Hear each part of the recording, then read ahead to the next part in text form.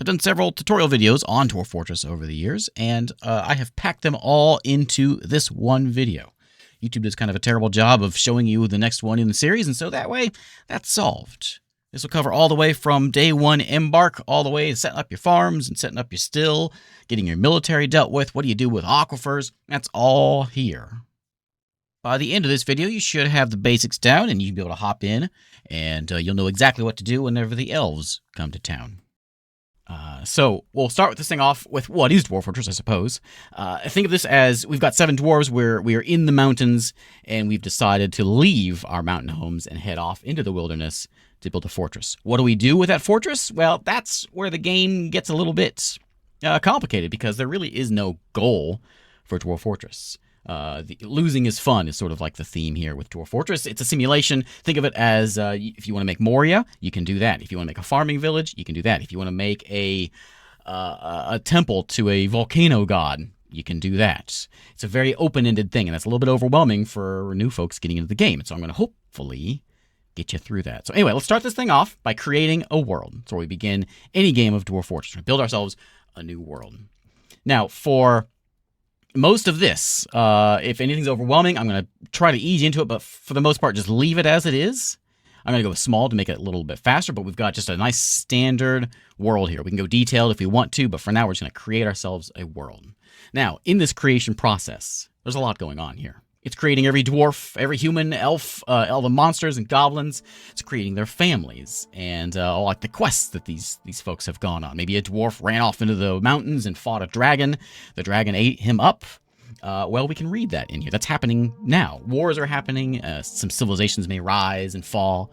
And there's a lot of detail here. In fact, I've actually used a Dwarf Fortress world building thing as a D&D campaign before, because there's just so much information in the game that it plays everything out for you. And you can see it kind of running by here. We're on year 100 already. Within that, you can see a lot of the big notes happening along the way here with like the boar terrors of tenderness, the chunky barbarity founded. Great. Basically, there's different places here on the world. And you can kind of look around here and see different spots there. There's a giant volcano there in the middle of the world. Everything is located up there in the top right. It is the Points of Starving is the name of that volcano. Now, we've got some sinister places there. There is a dwarven tower there, which may belong to like a necromancer of some kind. We got a human castle over here, another human castle. The dwarves like to hang out in the mountains, of course. The elves, of course, hang out in the trees. But we're going to say, yeah, great world. Let's continue on. There's 3 different ways of playing. I use quotes with the word playing. For Dwarf Fortress, there is Fortress mode, which is what we're going to be doing today, which is the one you're probably familiar with, where you dig your minds into the world. There is a adventure mode, which is not here yet in the Steam version. You take one adventure and roam through that world you just made. And there's also Legends mode, which basically just tells us everything we just saw and lists it out for us. Every artifact in the world, every site, every poem, every war, every civilization, it's all in there. Urus the dwarf got a black eye because he ran into a dingo at one point. That's listed in there. So we're going to go into Fortress mode and start this thing off. Now, there is a tutorial in the game, and I do recommend you use it and get into the game. It will hopefully teach you some keys and at least get you to where you know what you're doing. But I will do my best to get you in here as well. Now, this is the world we just made, and you can see the mountains, and you can see the forests, and you can see the rivers. Mostly what you want to look for here, especially for your first or second embark, is just a void, and you can see all the notes over here. Where my cursor is what's going on over there. There's a brook there, there's some sand, there's some soil, there's an aquifer, there's all the different metals in there. We're dwarves. We like metals. If we want to do anything, we need metals. The only thing I say to watch out for is anything that's sinister, obviously. I shouldn't have to tell you that. If you see something sinister or something haunted, you probably should stay away from that. And also stay away from aquifers. Aquifers are just kind of a pain, especially for like early on in the game.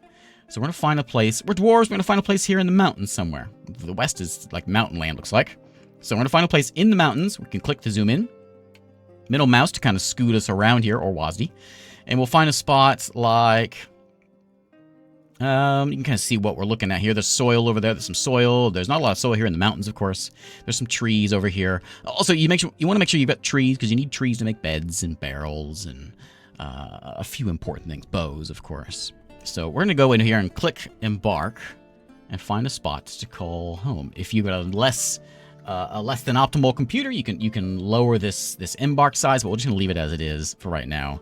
And pick a spot, Temperate Savannah. Perfect. Right there seems nice. If you want to go without any enemies, then you can turn that off. I won't judge you. In fact, I probably would recommend that for your first few forts. But for right now, we're going to leave it as it is. I'm kind of touching the buttons here. At this point in the game, we can choose to just jump into the game and do whatever you want. It gives you a beginning pack of dwarves and gear and dogs and cats and all that and food. Or you can do it yourself, like Oregon Trail, really. You pick your dwarves out, you pick what they bring with you, anvils and axes and all that, and you can pick it all as you trudge out into the world. We're just going to pick play now, though, to get us into the game and to just, get into the game. So we've arrived. After a journey from the mountain homes into the forbidding wilderness beyond, your harsh trek has finally ended. Your party of 7 is to make an outpost for the glory of all of Kironitith. That is the name of our civilization. Almost no supplies left, but with stout labor comes sustenance. Whether by bolt, plow, or hook, provide for your dwarves. You're expecting a supply caravan. There's going to be a caravan coming in here in the fall. But for right now, we're on our own until winter entombs us. It's spring now. Enough time to delve secure lodgings ere the dingoes get hungry. The name of our place is Aquifers, Tin Cavern. Strike the earth. What a name for a fortress. All right, so what are we looking at? Well, let me show you here. Well, so right here we've got a wagon. The wagon is what we've brought all of our stuff on. So things like our axes, our anvils, our food, our drinks. That's all on that wagon right now. All these different folks standing around here are our dwarves. We got Mebzith here, Mebzith the miner. You can always click on anybody. Right click will take it off. Left click, click on him. Doran, who's our fisher dwarf. He's 55 years old. This is what he values knowledge. He's got a good memory. This is a big part of the game of Dwarf Fortress, is the detail that's put into every single character in the game. He's impatient. He's a proficient fisher dwarf. He loves going out and catching fish. He even talks about it.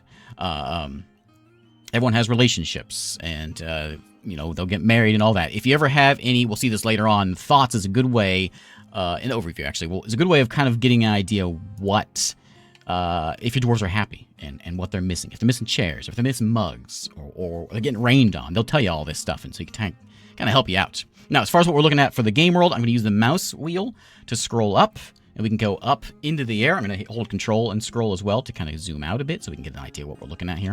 We're just looking at a top-down view here. So I scroll up, we zoom up. I scroll down, we zoom down. Now, we're dwarves. We're going to be going into the mountain, of course, because that's what we do. But for right now, we're just going to find a spot to dig on in. So I'm going to zoom in here back to our dwarves. You can also see our animals. We've got our lamb and a cat. Let's see what the cat is. There's Mr. Stray Cat. He's 4 years old. He's tough, but he's kind of lazy. Makes sense? Anything that is, you can put your cursor on. This is all mouse-based now. So anything we can look at here is, like, this is all peat. It's peat walls here. So we're going to go in. The first thing we're going to do is dig into the mountain. There's 3 things, right? We want food, we want shelter, we want drink. Those are our first priorities. So we got to get underground. And we want to get all of our stuff underground as well, because there's things out there we don't want to deal with. So let's click the beginning thing and then click on back. So we're going to dig ourselves a nice tunnel here. I'm going to do a 2-wide tunnel and let them dig away. Now, as we come into here, we want to get stuff inside, right? So we'll get a stockpile. So let's start off with a nice square room here, like that. And we're going to hit space. And I have a dwarf who is a miner who should go get their pick. There she goes. And she's going to start digging. And there is, you can see, that is Mebzith here. We just saw Mebzith. Mebzith is 71 years old. She's digging at the moment. She is a proficient miner. She's also good at appraising some things. She's satisfied at work. So she's going to go dig around all she wants. If, for instance, we want to add another dwarf to go and help with the mining, I'm going to pause the game real quick. We can come in here and look at our dwarves. Everything, all of our information for what is in the map is right here in front of us. There's our dwarves. We got Mebzith. We saw Mebzith. We got Sodal, our woodworker. We got Dusum, a mason. We got Az Imiteb, is a metal crafter. Doran here is a fishing dwarf. We saw him a minute ago. He's out. That's what he does, is fishing. We got Thikut, the planter, gets us food. We got Regoth, our expedition leader. He's the guy in charge of this whole operation. Any pets we may have are also listed in this menu here, and you can see all of them. Some of them we're gonna have to get out into a pasture at some points, which we will certainly do. We can slaughter them if we need to. If there's anything in the world on our map right now, there's a kestrel and an eagle. And no one's dead yet. So, but for now, for the first thing we gotta do is just get the place dug out. I would like to have my miner dwarf get a little help. Only one person digging.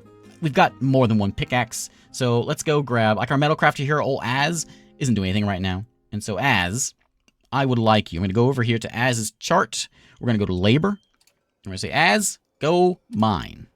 Right click to get it off. Az, you'll notice we'll go to the cart, get a pickaxe, and get to help mining. These little black bits in here is some black zircon clusters.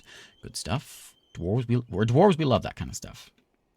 Now, right now we're in a peat cavern floor. Ideally, we go into some stone floors, but this is fine for just getting into the game. We got a stockpile here now, stockpile space here now. So let's go do that before we do anything else. Let's get all our stuff inside. We're gonna click on down here at the bottom, the place stockpiles for items storage. We're gonna click on the stockpile place. We're gonna click and click. And we accept. That's where our stockpile is going to be. What kind of stockpile is that? The game is asking me. Well, we're gonna say all for right now. Actually, we're gonna say custom right now. And I'm gonna go ahead and put everything in there except for corpses, and no refuse. And I want no stones in there and no wood in there. Oh, everything else is fine. It can go in there, but all that stuff's gonna stay out. Again, right click, it goes away.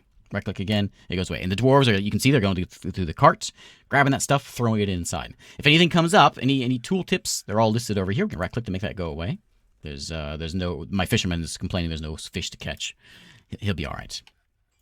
All right, so we've got our stuff underground, but we still don't have shelter. We don't have drink. We don't have food. So let's deal with that. So we're gonna start out with some more mining. Let's go ahead and dig out a let's get like a farm spot first. So let's dig out a nice square here for our fields. And then our fields are going to make mushrooms. We're dwarves. We could plant outside if we wanted to, but that sounds kind of elven, and we don't do that around here. And so as long as we are on dirt or sand, we can place our farmland. And so we're going to do that. What do we have over here? So one of our animals has grown up. We have struck allanite, and there's nothing to catch in the southeastern swamps. Yeah. My fisherman dwarf is just having all kinds of troubles. Okay, so there's going to be our farmland over here. Let's go ahead and get that set up. Now, we've got the mining menu, which was, or the digging menu, I should say, was down here. We want to dig stairs. We want to dig the caverns if we want. If we want to get rid of this ramp right here, we can click on the No Ramps tool and click on that, and it'll clear that out so we can have a nice opening into our fortress here. Let's go ahead and get into our building menu. So we're going to spend a lot of time here. Anytime we make anything, we're going to go into this build menu, and we're going to go into workshops. Now, workshops will be things like carpenter shop and mason and well, everything you can see here. We want to get our farming started up first. So let's go to the farm, and we're going to go into the farm plot. And again, we're going to just click and click. I think standard is like this. You select a material after placement, and it doesn't have that on there. So we're going to click, and that's good enough, probably right about there. And so one of my dwarves, my planter dwarf, which we know we have a planter dwarf. Well, Mebs is doing it. Our miner's doing it. So they're going to come over here, and they're going to build that, and they're going to plow those fields there. Underground, because we make mushrooms. Dwarves there's one staple food, and that is plump helmets. We can eat them. We can drink them. We don't need water. We just need booze, and we make that out of those plump helmets. So if we have a water supply nearby, there's nothing wrong with that. I don't think I have anything on this map. I didn't see anything anyway. Go up. I don't have any water on this map. This is just a mountain. Like a couple little puddles out there, which is what he's whining about. They're too small to have any fish in them or anything. But it's not a problem because there are caverns underneath the place, and so we can eventually dig down and get water and all kinds of surprises for us. So the farm is ready to go. We're going to click on it and tell them to make plump helmets. Now this is in the spring. Plant plump helmets in the spring. We want plump helmets all year. So we're going to plump helmets all year. That is our food source, and that is our drink source. Most important drink source. We can always click on a dwarf and see what's going on. Euphoric due to inebriation. They brought some beer with them, so she is happy that she gets to drink. She's annoyed having to drink without using a cup. So she's going over to the barrel, and she's just holding her hands out and licking it up like a cat. That's just how things are when you're in Dwarfland, I guess. So across the way here, we're going to make our still. And let's get that started up first. Remember, food, drink, and shelter. So back to workshops. We're going to go back into farming, and we're going to go to the still. This is going to brew alcohol from plants, fruit, or honey. We're going to put it, I can put it in the same room here. I'm just going to stick it across the hall just because that's what I made here. So I'm going to click on that guy, and every time you make something, it's going to ask you, what do you want to make it out of? Do you want to make it out of alanites? That's these purple rocks here. We've got brimstone also, which is right in here. We'll take the allanite. Doesn't really matter. Takes one of these things. Click on it. There you go. Somebody's going to go over there and craft it up. Looks like Mesbeth again. Mesbeth is very busy. Very busy. The only dwarf really does anything around here. So she's going to make a still, and that'll give us some drinks. Now, to deal with workshops, we're going to click on it. And this is going to come up this way. So we've got a still. Nothing's happening with this still. We're going to add a new task.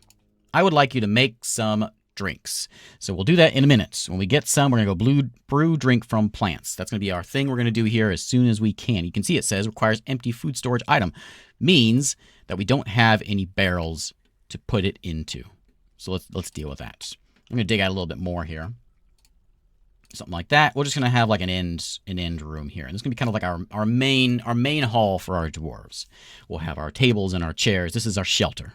Tables, chairs, a place to store our drinks, all that kind of stuff. Because my still is right here, I'm going to go ahead and put in another stockpile. This stockpile is going to be just my drinks and food. We'll put it in right there. That's good. And we can come in here and say, I want just food in there. In fact, if you want to be more specific, we can come in here and say, I want none of that. I just want drinks in here. If we wanted to be that specific, which is fine. So all our drinks will be in that room next to this still. So the person that goes and makes the drinks, they can toss it in there and they're done. You know, nice and easy. So they're going to continue digging out here, and we have an important thing that I haven't made yet, and that is a carpenter's workshop and a mason shop, a stone cutter shop. Looks like we've hit some stone here finally. So let's go and let's make this like a main meeting hall. Yeah, we'll leave it like that. I'm going to go and carve a little bit more out here and do like our carpenter shop and our mason back here. This isn't going to be the most secure of fortresses, but it'll be something. Something to get us into there.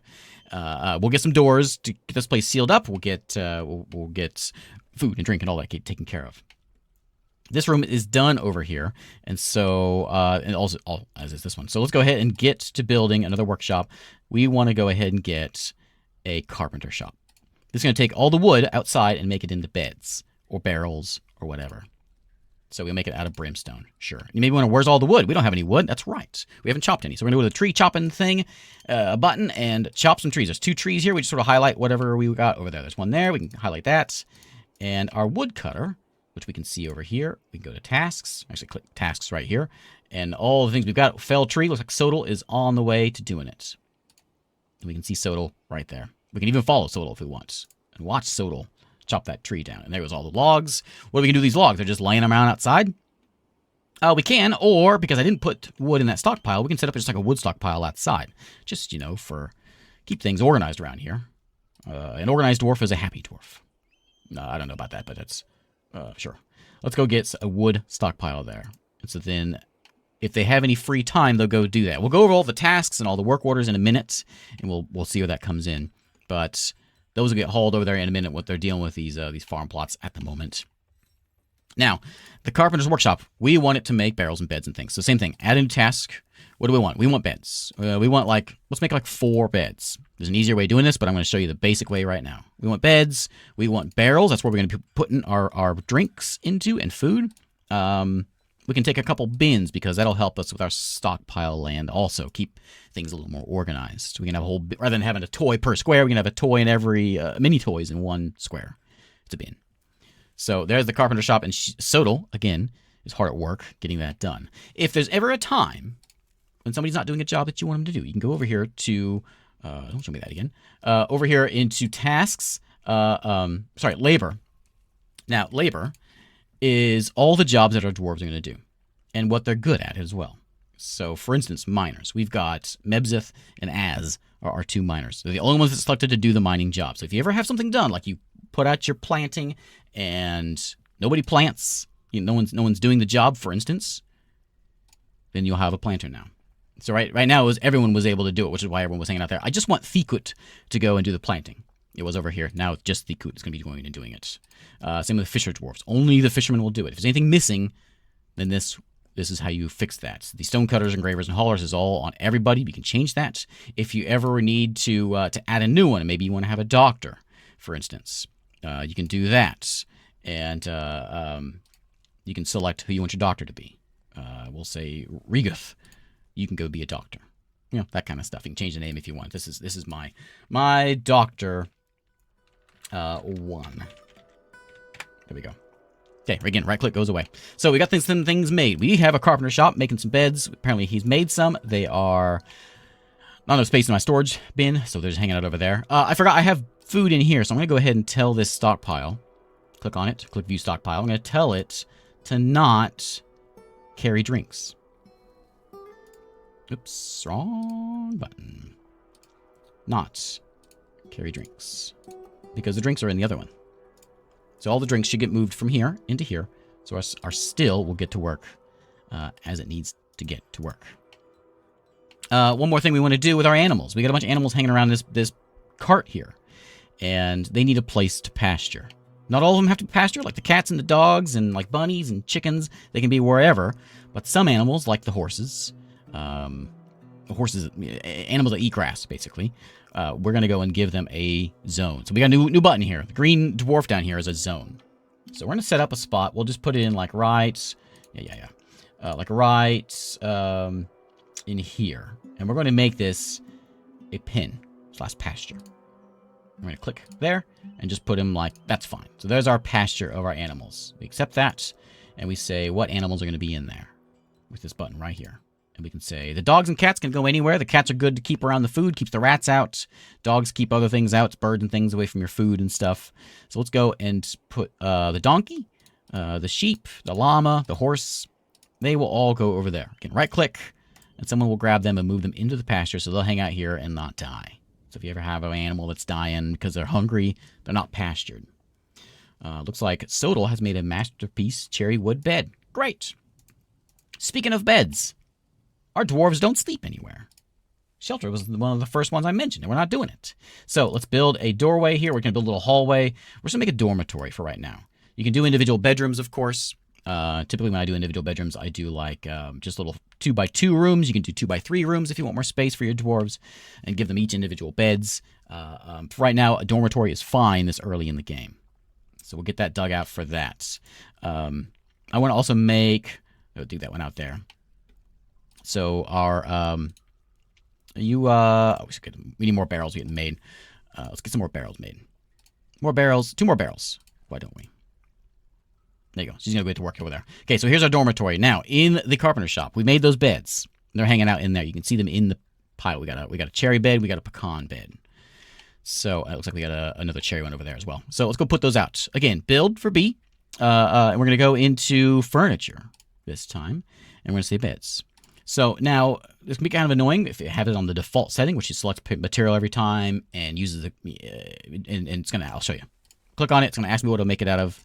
That bed right there, done. Or we can come in here, click furniture, click bed, click use closest material. They'll make a bed. They'll make it out of whatever bed's closest, and then keep building after I'm done with it. I'm making a bunch of beds, so let's keep on doing it there, and we'll go until we don't have any more. And there we go. We got 4 beds. I'm gonna go over there and get them done as soon as I can. So there is our dormitory, but it's not a dormitory yet. It's just beds in a room. We got to set it up as a dormitory. We do that with our zones. So we're going to click on zone. We're going to click the corner. We're going to click on dormitory. And we're going to fill this room. That is our dormitory now.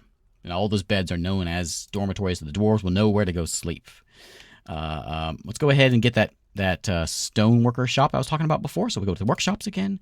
We're going to go in here into a stoneworker shop and throw it in right here.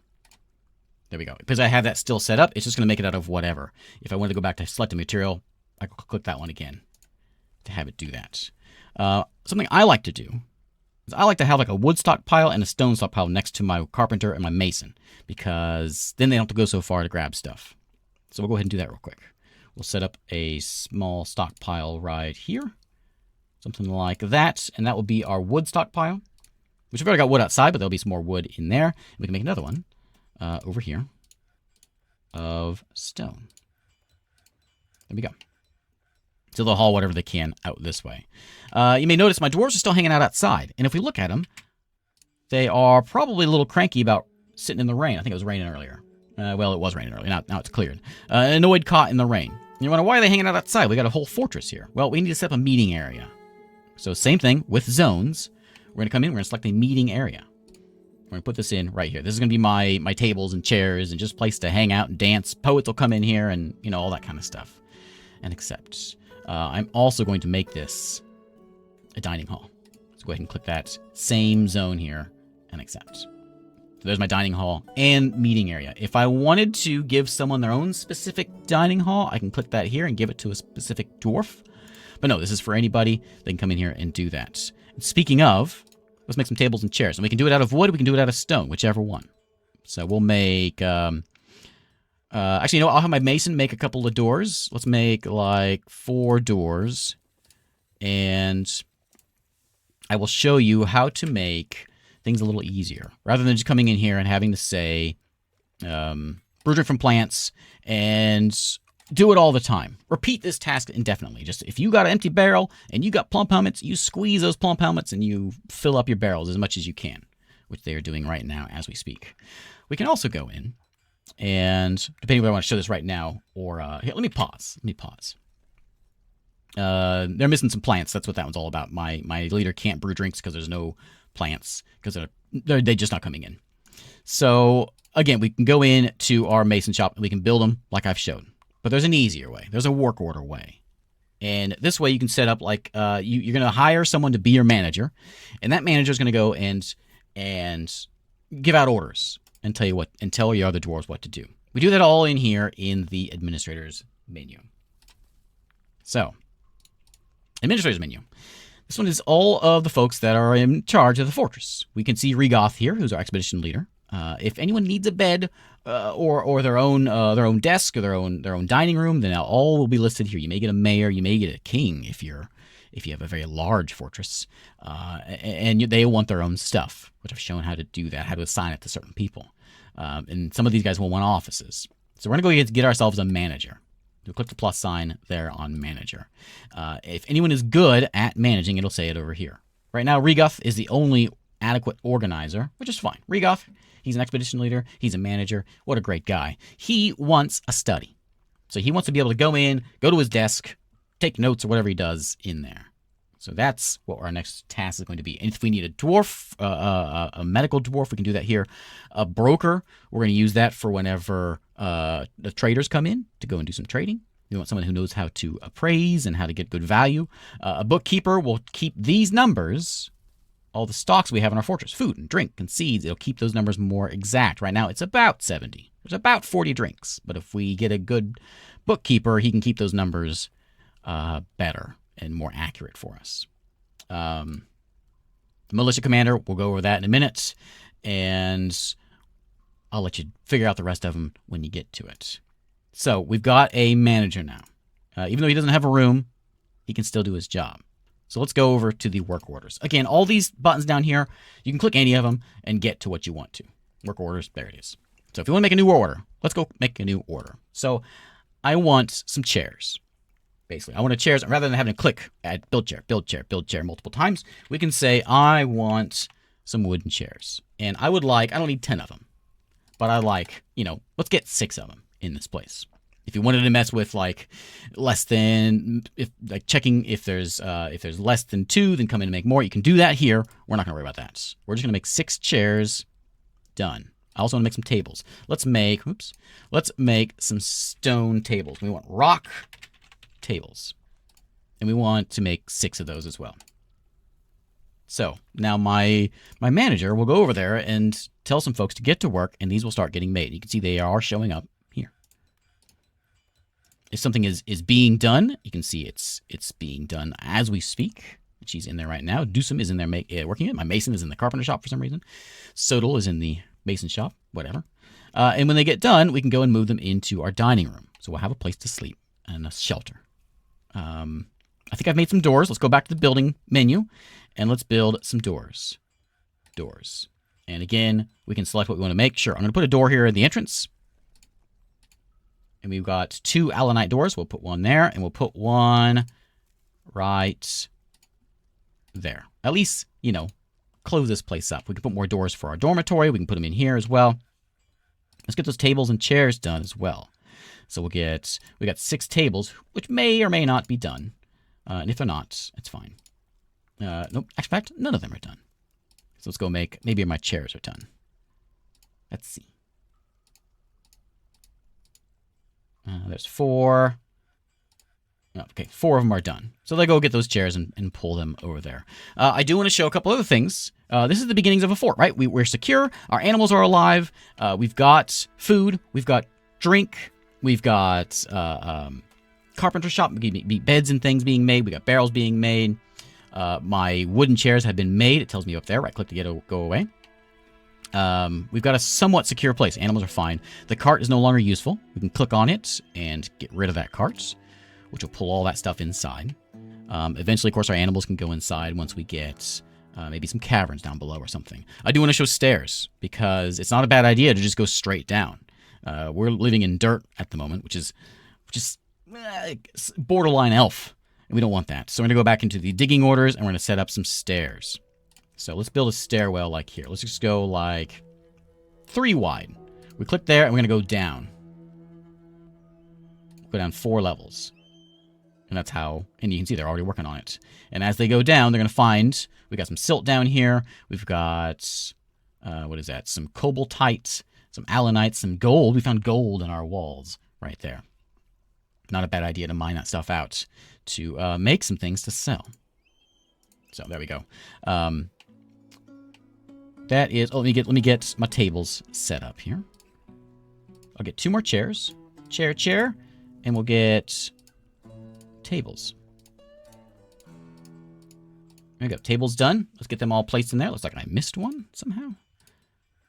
Put our table back right there. Nice pink tables. I like it. So this is now our dining room, so people will have a place to hang out. They can come get drinks over here. The food is over here. The stockpile could certainly be bigger. But right now, it's fine. The anvils over there we'll use for metalworks.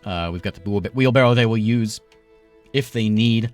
I don't have a kitchen yet, which I probably should do. So let's go and do that. I'm going to set it in... I'll just set it back here. We'll mine that out. We'll get a kitchen going. So while they're building that, let me show off military. So we've got food. We've got drink. We've got shelter. We need security. So this flag over here is the squad sidebar. And this is going to show me that I need a militia commander to make a squad. And how do we do that? We saw that before. We go back to the nobles. In the noble screen, we can make a militia commander. If anyone is skilled in being a militia commander, it'll tell me. No one is right now, our early guys. I'm going to take as, I think, because my metal crafter isn't really important right now. They're not doing anything of importance as we speak. My militia commander does not need anything, and so we've just got them assigned. And once we get them, you can see this loads up a new squad. So we can click over here. There's 2 different ones I recommend starting with. If you start with the basic one, you probably will have enough stuff for a metal armor. You'll have weapons anyway. Melee weapons. You start with, I think you start with a warhammer. So that is fine for a very basic start. You can also do archer, which I'll show you how to do in a minute. But we're going to go with metal armor. And we've got the matched chambers. They have no orders right now. They're off duty. Let's go ahead and put some dwarves in there. We can change what they look like. Like they can have a plus sign. Yeah, there we go. Perfect. That's good. Let's go click on the dwarf here. And we've got as is our only dwarf in this squad. We want more. We click that. And we can say Mebzith is very busy. Let's put Thikut and Sodal and Doran. They can be in there. Right now they're off duty, so it doesn't really matter that they're in the squad. They'll only be in there whenever I need them. And if I need them, I come over here. I click the squad button. Yeah, I gotcha. I keep on forgetting to click that off.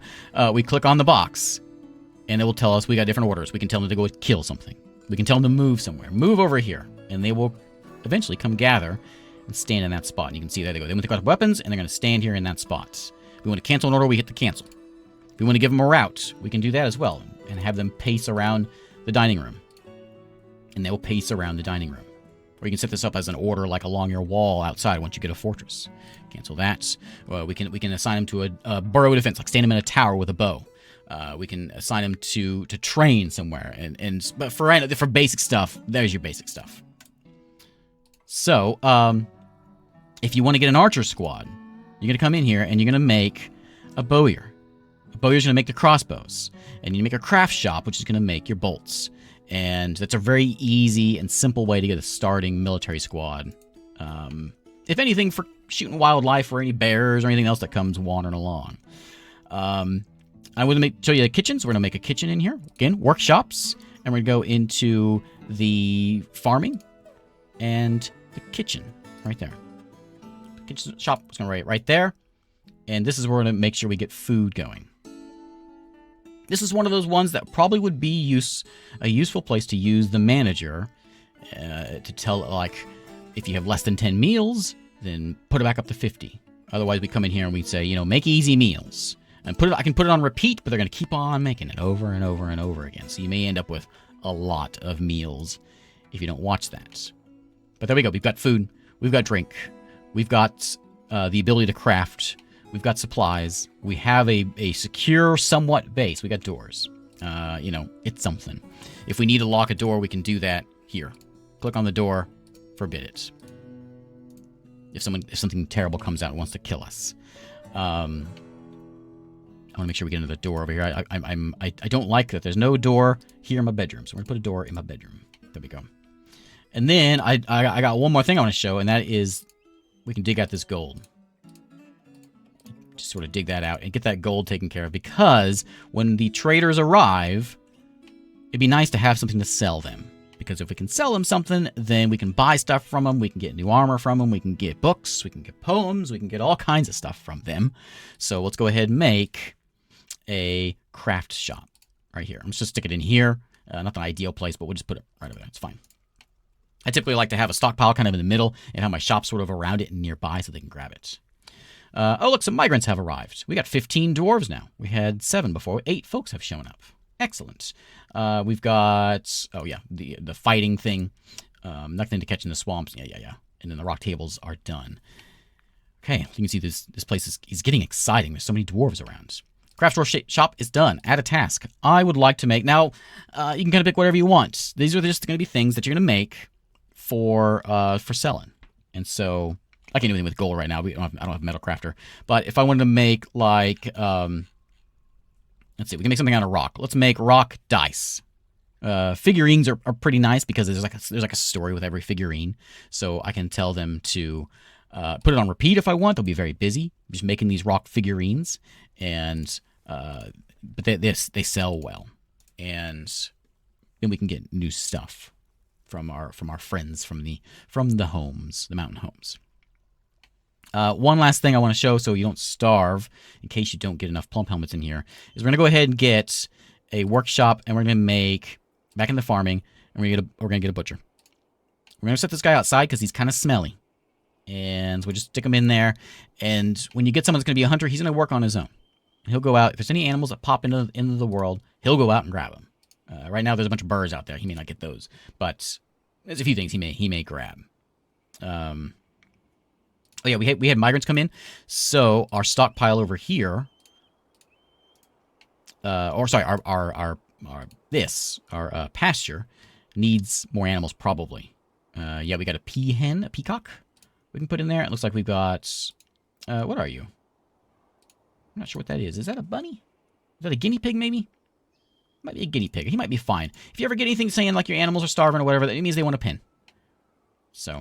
And the dogs are in here. We can put the dogs into the stockpile to, like, or the cats actually are a good idea to keep them in there. This stockpile, I want to grow the stockpile. So I'm going to click on it, click view stockpile, and I'm going to click the repaint the stockpile. Click, and there we go. So there, stockpile is bigger now, so we can actually get things moved into there. So there you go. There is a very big beginning basic fort. I tried to get this done in 30 minutes. I'm not going to make it. But a good idea that I've sort of learned over the years of Dwarf Fortress, and I got a lot of this from last time I did a tutorial video, was a good idea to kind of get you into the game is this is a very open game, right? There's no right or wrong way to play Dwarf Fortress. You're going to die. And learning to just play to have fun and sort of enjoy the simulation that's happening, that is the game. And a good way of getting in here is coming in and building. You build your first fort, make it live for a year. You survive a year, you've passed test number 1. Then come in and make like a farming fortress, all built around farming. Grow the different things, grow the plump helmets and the cave wheat and the pigtails. Grow some outside stuff, grow strawberries and potatoes, and have a whole farming operation that you can sell to the traders that come in. Which, by the way, I almost forgot. You need a trade depot, which is going to go outside. It needs to be somewhere that the traders can get to. And they cannot get in. They can't get through doors. So put it outside somewhere. So the traders come in, they can stop there, and you can trade with them. You can build a ranching place. Get all the different animals in here and raise them up. Buy animals from the traders. You can have a military fort and just focus all about making weapons and armor and building a military fort. Get into metals. Start digging deeply and greedily. And that is Dwarf Fortress. That's the very basics, very, very basics of Dwarf Fortress. There's a lot going on here. I didn't want to overwhelm you with the world, but welcome to the world. We are right here. We are the Tin Cavern, right? That's the name of our place. Our civilization is called the Holy City. Excellent. Which is these blue folks over here. Say we wanted to go on a raid. There's a tower over here. The Dwarven Tower over here. We, the matched whatevers, our soldiers, we can send them on a raid. Go over there and raid, try not get detected. We can burn the place down. We can demand tributes. We can take it over and actually take control of that tower if we want. I mean, there is an obscene amount of depth to this game. It is one of my favorite games ever because of that. And I hope that I've got everything covered for you. If anything's not getting done, it's probably check the labors screen and make sure that things are marked. For instance, I don't have a hunter at the moment. I have a ranger, but he's not actually doing it. Only selected to do this. No one's actually doing it. So I want you to go be a hunter. Hello, Lord. So they'll go out, they'll work the butcher shop, and they will go do butcher things. I don't really need to mark any of this stuff. He should do it on his own. The butcher kind of goes with a tanner, tans the hides, and then it goes to a leather worker to make armor or bags or quivers or whatever, which you'll need if you do a bowyer, if you do an archery squad. All right. There we go. There's Dwarf Fortress. I hope to hear your stories in the comments, because the only thing better than playing Dwarf Fortress is listening to everyone else's stories of Dwarf Fortress. There's some crazy things out there, and I hope you enjoy the game half as much as I do. And getting into the thing is half the battle. Once you get it all figured out, not too bad. Anyway, thank you for watching, and I will see you next time. Welcome back to a Dwarf Fortress tutorial. We're going to call this, it's part 2, but really it's part 1B, because after I did that first video, I kept on coming up with things that I realized I should have said in the first one, and then questions kept coming in about various things that I probably should have covered. So today we're going to talk about a few more things as far as the basics of your fortress. And hopefully, I want to make sure we get covered things like having your food and your drink supply set, so you don't have to keep going in there and like manually fiddling with it, as well as a very important thing that I forgot to talk about last time. But get that so you can just set it up and let it be and not have to worry about it at all. We'll talk about getting the butcher set up, getting a doctor's office and a soap set up, some offices, maybe some bedrooms. Trade, of course, is a very important thing as well. We'll try to cover all that today. But the first thing I want to talk about is the very important thing that I should have said to begin with, is setting up your food and your drinks and your plump helmets. So, as I had it in this fortress, you can see I've added a few things in preparation for this video. On your farm plot, you make plump helmets, and you eat the plump helmets, and you also drink the plump helmets. And if the plump helmet goes to a still, then the seeds come out of it, and it gets replanted. It's just a constant supply of plump helmet and seed, never ending. If those plump helmets go to your kitchen, and they get cooked at the kitchen, then the seeds go away. So if your kitchen is cooking plump helmets, you're going to run out, and you're going to start noticing that your drinks are going to go away, which actually happened here because I forgot to do that. And I'll show you how to recover from that if that happens. But I'm going to pop over here to my other fortress that I've got here. It's a little bit further on, several hours into this one, but I want to show you how to do it. So we're going to go down here into the labor menu. And in this labor menu, we're going to go to the kitchen. And in the kitchen is going to show you all your food that you have available in the fortress. All the vegetables, the fruit, the leaves, and you can see all the different tabs here that we have. The only thing you really need to mess around in here is you need to go to plump helmets. Normally this is by default, it's green. They're going to cook plump helmets. They're going to drink plump helmets. But you don't want to cook plump helmets because that's going to ruin and take away your seeds and you're going to quickly die out. So make sure that is red. It's very important. And that's really the only big issue that I didn't cover last time.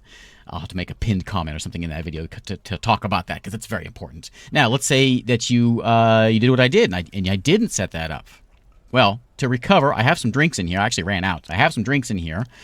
Like in dire situations, you can always go over here to the plant gathering job and just grab some plants real quick outside here. And they'll pick up some things like some rye and some grass, some rhubarbs, for instance, some vetch.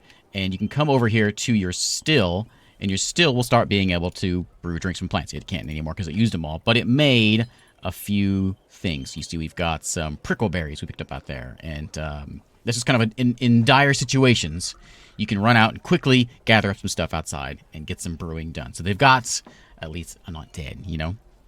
Now, as far as like setting up a supply, so that's kind of a never-ending thing. I'm going to talk about that. I brushed on this just a little bit last time, but this is very a nice way of letting the ant farm kind of do its thing. So we're going to go into work orders here, the clipboard. We go to work orders. We got your manager set up, right? This is what the manager's job is. He's going to make up a work order. He goes around to all the different dwarves and sets up the workstations and tells them what to make. So let's say we want to make some plump helmets. We want to brew some beer. So we want to brew drink from plants. So I click on that thing. And basically the same way as going into the shop, we just do it here. And it tells us how many do you want to do. You want to do 10? Then you just hit right-click and you're done. And he'll make the 10, he'll be done. You want to make 10 chairs, you want to make 10 tables, whatever. This is how you do it. This is all through your... As long as you have a manager, this will get done. I want to have a bunch of drinks. How many do I want to have at the start of a fortress? I would say... A 50 is probably a good basic number. You'll have to grow pretty quickly from there. I do have 15 dwarves in here now. Maybe I should do something a little bit more. Let's say 75 drinks. Now, as it is right now, he's going to make 75 and be done. But we don't want that. We want him to keep checking on this thing to make sure that it doesn't go below a certain number. So we're going to hit the green button over here to set up some work order conditions. And this, we're going to come over here to the top one, which is amount of drinks less than 10 is what it says right now. We'll click on that one. And we're going to change that 10, though, because I don't want it to go all the way down to 10. We're going to change that 10, hit the number here, and change it to, we'll say 50. So it won't go below 50. So if our drinks get below 50, he'll come over to the workstation. He'll kick that order back in. It'll go back up to 75 drinks. So we'll always have those drinks set up. If you see that number go below 50, then you know you've got a problem. But that is a work order for drinks to make sure that drinks are always going to happen. We can do the same thing for food. We can set up a new work order. These work orders, you can either come in here to the Labors tab or into the Work Order tab, or you can actually click on the workshop. If you have something you want to make, but you don't know which workshop it comes from, you can just click on the Work Orders tab, and it'll do it for you. But we'll go to the kitchen here, and we can do it this way. Work Orders, click on that. We want to make, let's make some fine meals. You can make anything, really. Fine meals is fine. Same way, we're going to do it this way. We want to have 10 meals.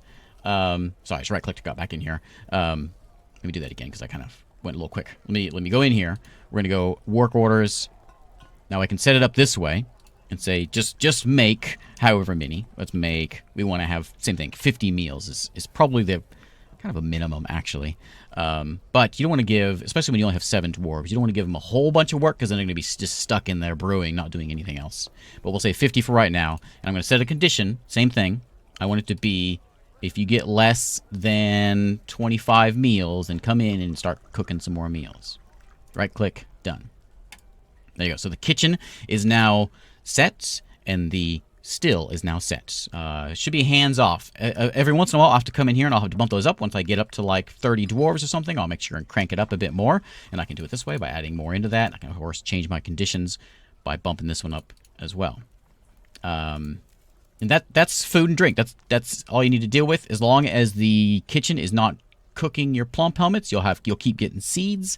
If you get to a spot where you are out of something and it's autumn, then you're in luck because the dwarves are going to come and want to trade with you. So we're going to go make sure we have a trade depot, which I have set up right here. And so whenever they come in and trade, we'll hopefully get that today, and we'll see how that works. So next thing I want to talk about is butchery. Butchery is a whole system. I got a butcher here, and I kind of skimmed over it last time. I want to go in more detail. We got a butcher. Butcher automatically goes out and does his thing. As long as you go into the labor, and you have somebody set up as a hunter, and you have someone marked to go do hunting. Lolor, I think you begin with a ranger in the starting loadout. So your hunter will go around, your ranger will go around and hunt small things, squirrels and chinchillas and chipmunks and whatever else out in the world, and we'll go hunt them for you and bring them back and cook up some things. If you want something a little bit more than that, we'll cover that in a second. But that is going to go ahead and start working. With the butcher, it goes hand in hand with the tanner. So back to workshops, all this is going to be in farming. We're going to go to the tanner, and we'll set all the stuff in here just to keep it organized. Make it out of some rhyolite, doesn't really matter. So we need a tanner. The tanner will tan the hides, so you'll have leather. That leather will then go into a leather worker, which is in clothing and leather. And we go to a leather worker right there. Out of obsidian. There's some obsidian down in the caves.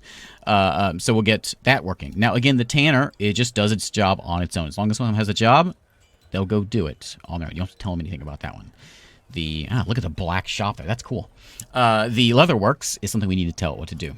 And the reason I'm getting into a leatherworks is because I want to show you how to make a archer squad. I think I set up last time a melee squad, which is fine because you begin with like a spear and a couple things, but it's nothing you can really do immediately because you need metal armor and metal gear. And getting into furnaces and things takes a little bit longer to get to. So, let's go ahead and we'll get to work on that. We got 15 dwarves. We should have enough folks for that now. So we'll start up with getting a bowyer going. Set the bowyer. We'll just put it in here. Keep them kind of somewhat organized. So bowyer's going to go in there, and with the bowyer we have to make... So the bowyer will make the bows, the crossbows. We need a craft shop to make the bolts, which we've got over here. And right now he's making some rock figurines. I'll turn that off and tell him to start making me some... Actually, you know, I'll make a work order. So, oh, here we go. Excellent. This is our pop-up for the traders coming in and want to trade with us. This is the mountain homes. These are our dwarves, our civilizations coming here to sell with us. What stocks they have all plays into how successful your civilization is. If you have a civilization that's just a bunch of, like a small civilization, a bunch of little hill dwarves that don't have any access to metal, you may only get, like, the basic stuff. Maybe you won't have any steel. If your civilization doesn't have steel, you won't get any steel items traded with you. It's all based on that generation of the world. We're going to pause the tanner and all that stuff discussion for right now because we're going to talk and look at our outpost liaison. Here they come from across the map. They're probably getting a little closer now. I don't know where they're at. Who knows where they are? They're out running around somewhere, but they're going to come in here and they're going to stop at our trade depot, and then we'll get some chatting along with them. In preparation for them getting here, let's go ahead and get a broker. The broker is the guy who knows numbers and does all the talking. So we want someone who knows how to talk. Someone's a good negotiator, a good persuader. That's really the only importance. A judge of appraiser is a good one. So you know the value of things, the value of what he's showing you. Because if you get one who's not good at this kind of stuff, you're not going to know the prices of things. So we're just going to take Regoth here. He's got some things. So we'll send Regoth in, and he can be my broker. We'll cover these studies as well in a second. So once they get here, we'll go ahead and start trying to get something to sell. Now, remember, we talked about last time, we made those, we make figurines, there's one right there, to sell. So we can go do that. Here, they just came in. So let's go click over here. We're going to move some goods to the depot. Now, this is all the stuff that we want to sell. The only thing really I want to sell immediately is going to be those figurines.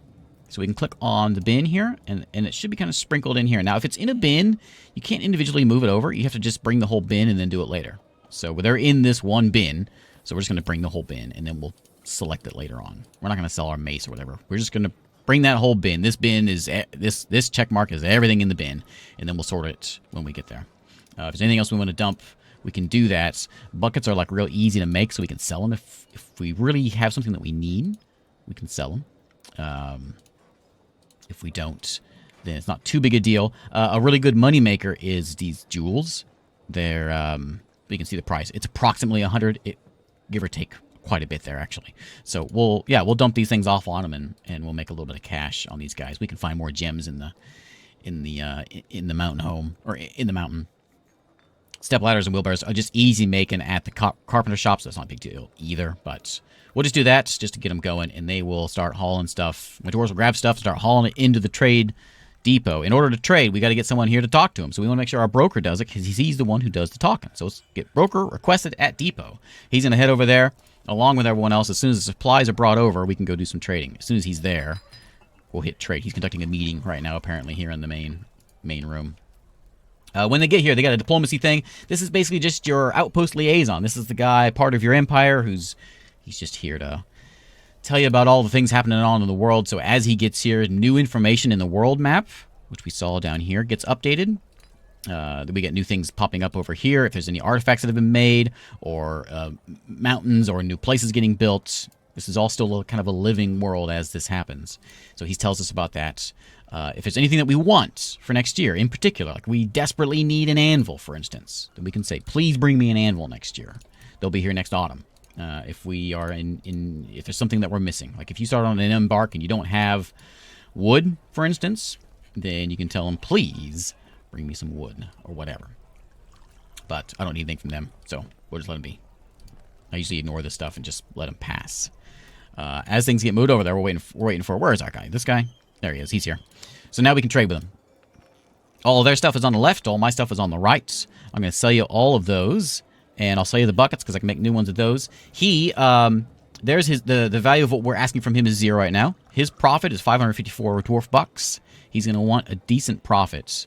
It can't be just 0. He's got to make the trip here. He's going to make some money. And the allowed weight is how much he can handle. If he brings like a wagon, he can bring a whole bunch of stuff. If he brings just a couple donkeys like he brought this time, he can't carry very much. I don't want to bring the whole bin. I want to bring just the figures. So we got to go in here and click all these figures. I don't think there's an easier way of doing this, but just the individual figures. The bins are great at saving you some inventory space, but they also are they can be a little tedious sometimes. I don't want to sell the crutch, although they are pretty easy to remake. The quivers, for sure, I want to keep those. So we'll sell those off. So we got a value of 955 bucks. So we come in here and pick something that we want from him. And I know what we want because I'm desperate for some pig. I ate all of my plump helmets. So we should go get some plump helmets from this guy. He should have some. He's a dwarf. And a dwarf without plump helmets is no dwarf at all. Plump helmet is a mushroom, by the way. We gotta find some. He's got sweet pods. He's got rock nuts. Don't tell me you don't have any plump helmet seeds. Some sort of plump helmet. They did the same thing I did, and they forgot to stop cooking them. Well, they don't have any seeds, but they should have some. Well, we'll see. There we go. So they've got a steel anvil there if we need one of those. Sometimes they get stolen. There we go. Plump helmets. I'm just going to take a bunch of these to restore my supply. Now remember, these are full plump helmets, so they can go straight to the still, and then we'll get seeds from them, and then we can make our drinks. We won't die of starvation or of dehydration anymore.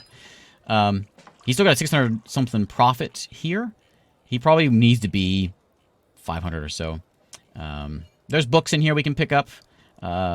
These are interesting if you ever want to dive into some Dwarf Fortress lore or the lore of your world. That's the place to do it. Typically, what I try to get from these guys, anything I'm missing, like if I come to a place that doesn't have much wood, or if I eat on my plump helmets, that's a good thing. Cloth takes a little bit to get to, so that's not a bad idea to buy some of that. I usually look for like any sort of weapons or anything. Those are usually pretty expensive and usually take a while to get to. Like that silver warhammer is going to take a while to get to, so I'm going to grab that. I'll grab the warhammer, the bronze warhammer as well. My militia dwarves would love to have something like that. If he has any armor, that's probably not a bad thing to take, because getting into any sort of metal crafting takes a little bit to get to. And so if he has it, it's not a bad idea to go ahead and stock up. He's got hats and gloves. I don't see any armor in here, though. I may have missed it. I'm going to grab a couple leather just in case my horses that I slaughter here in a second don't have enough. So I'm going to grab a couple of those. And I think, I don't want to give them too much of a profit. I don't want to be that generous, Now remember, my melee dwarves will wear iron. So we give them a couple copper boots. And they'll go grab this stuff on their own. It's not a bad idea to have a backup pick. Nice looking battle axe there. I'll take this copper battle axe. That's not a bad thing. And if we need any more, if we need any drinks like immediately, we can grab some of these as well. We got some donkey milk and goat milk and dwarven rum. Sure, I'll take one of those. Okay, so he's got a little bit of profit. We'll trade with him. He's happy with that. So thank you for your business. If you take too much and he says, I can't see myself walking away with that, then you take less stuff, basically. So we'll right-click. We're done for the day. The broker can head on back. He's no longer requested there, so head on out, buddy. Get back to work. Okay, now back to what we were doing before, and that is we've got the tanner and the leatherwork shop set up. The leatherwork is ready to go, but there's no leather in this fortress. Well, there is now because I bought some. Let's pretend there's no leather in this fortress. We got to get some. And how do we get it? Well, what do you think you brought those cats for? So, cats make a fine farming implement, but we also have a couple horses. So we're going to go slaughter these horses. So we're going to come into the... I went to the character menu, which is down here, and then went to the pets. And we're going to go and get rid of these horses. The llamas, the alpacas, you know, they'll give me thread and stuff, wool. So, no, they're actually not a bad thing to keep around. Horses don't do anything. So we're going to go ahead and slaughter some horses. They are ready for slaughter. And it's all going to happen automatically. Whoever is set up for the butchering will go grab those horses, slaughter them up, and there he goes right now. There goes the horse. Don't watch if you have sensitive eyes, because we have one less horse in the fortress now. And this will all, again, will automatically be taken. I think that's what she's doing right now. Yep, up to the tanner, and she's going to go tan that hide. And then we're going to have some leather. And so once we get leather, and you can see it sitting here. If I had a leather stockpile, that would be nice. But it's just sort of stashed in here. Then we can go to the leatherworks and make some things. My archers want some armor, so let's make some leather armor. We'll make a couple of those. But they got to have quivers, right? We've already got a couple, but they have to have quivers. We need to have... They want leather hats and leather... gloves and boots. All that stuff needs to be leather for my archer squad. I'm going to make here in a second. So there's how your leather works. Another byproduct of that is tallow. And with tallow and ash, you can make soap, which is your doctor's going to need. Let's see if we can get that covered. But let's go... More migrants? Oh, I got more migrants. So let's get a... let's go ahead and get my archer squad set up. So let's do a new squad. We're going to do an archer squad.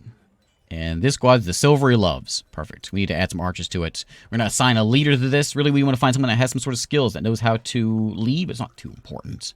Looks like Leecott is a competent marksdwarf. But Leecott, remember, is my hunter, I think. Oh, no, Lolor is. Okay, so yeah, we'll take Leecott. Lolor is my ranger, so we'll keep Leecott. We're going to leave my ranger out of it and let him stay, because if he goes into the military and we give him, like, assignments to train, then he won't be out hunting. So we'll try to keep him here. And as far as the rest of the squad, I'm just going to put a couple more in here. We don't need a ton, but cheesemaker, anyone that has a job that isn't real important right now.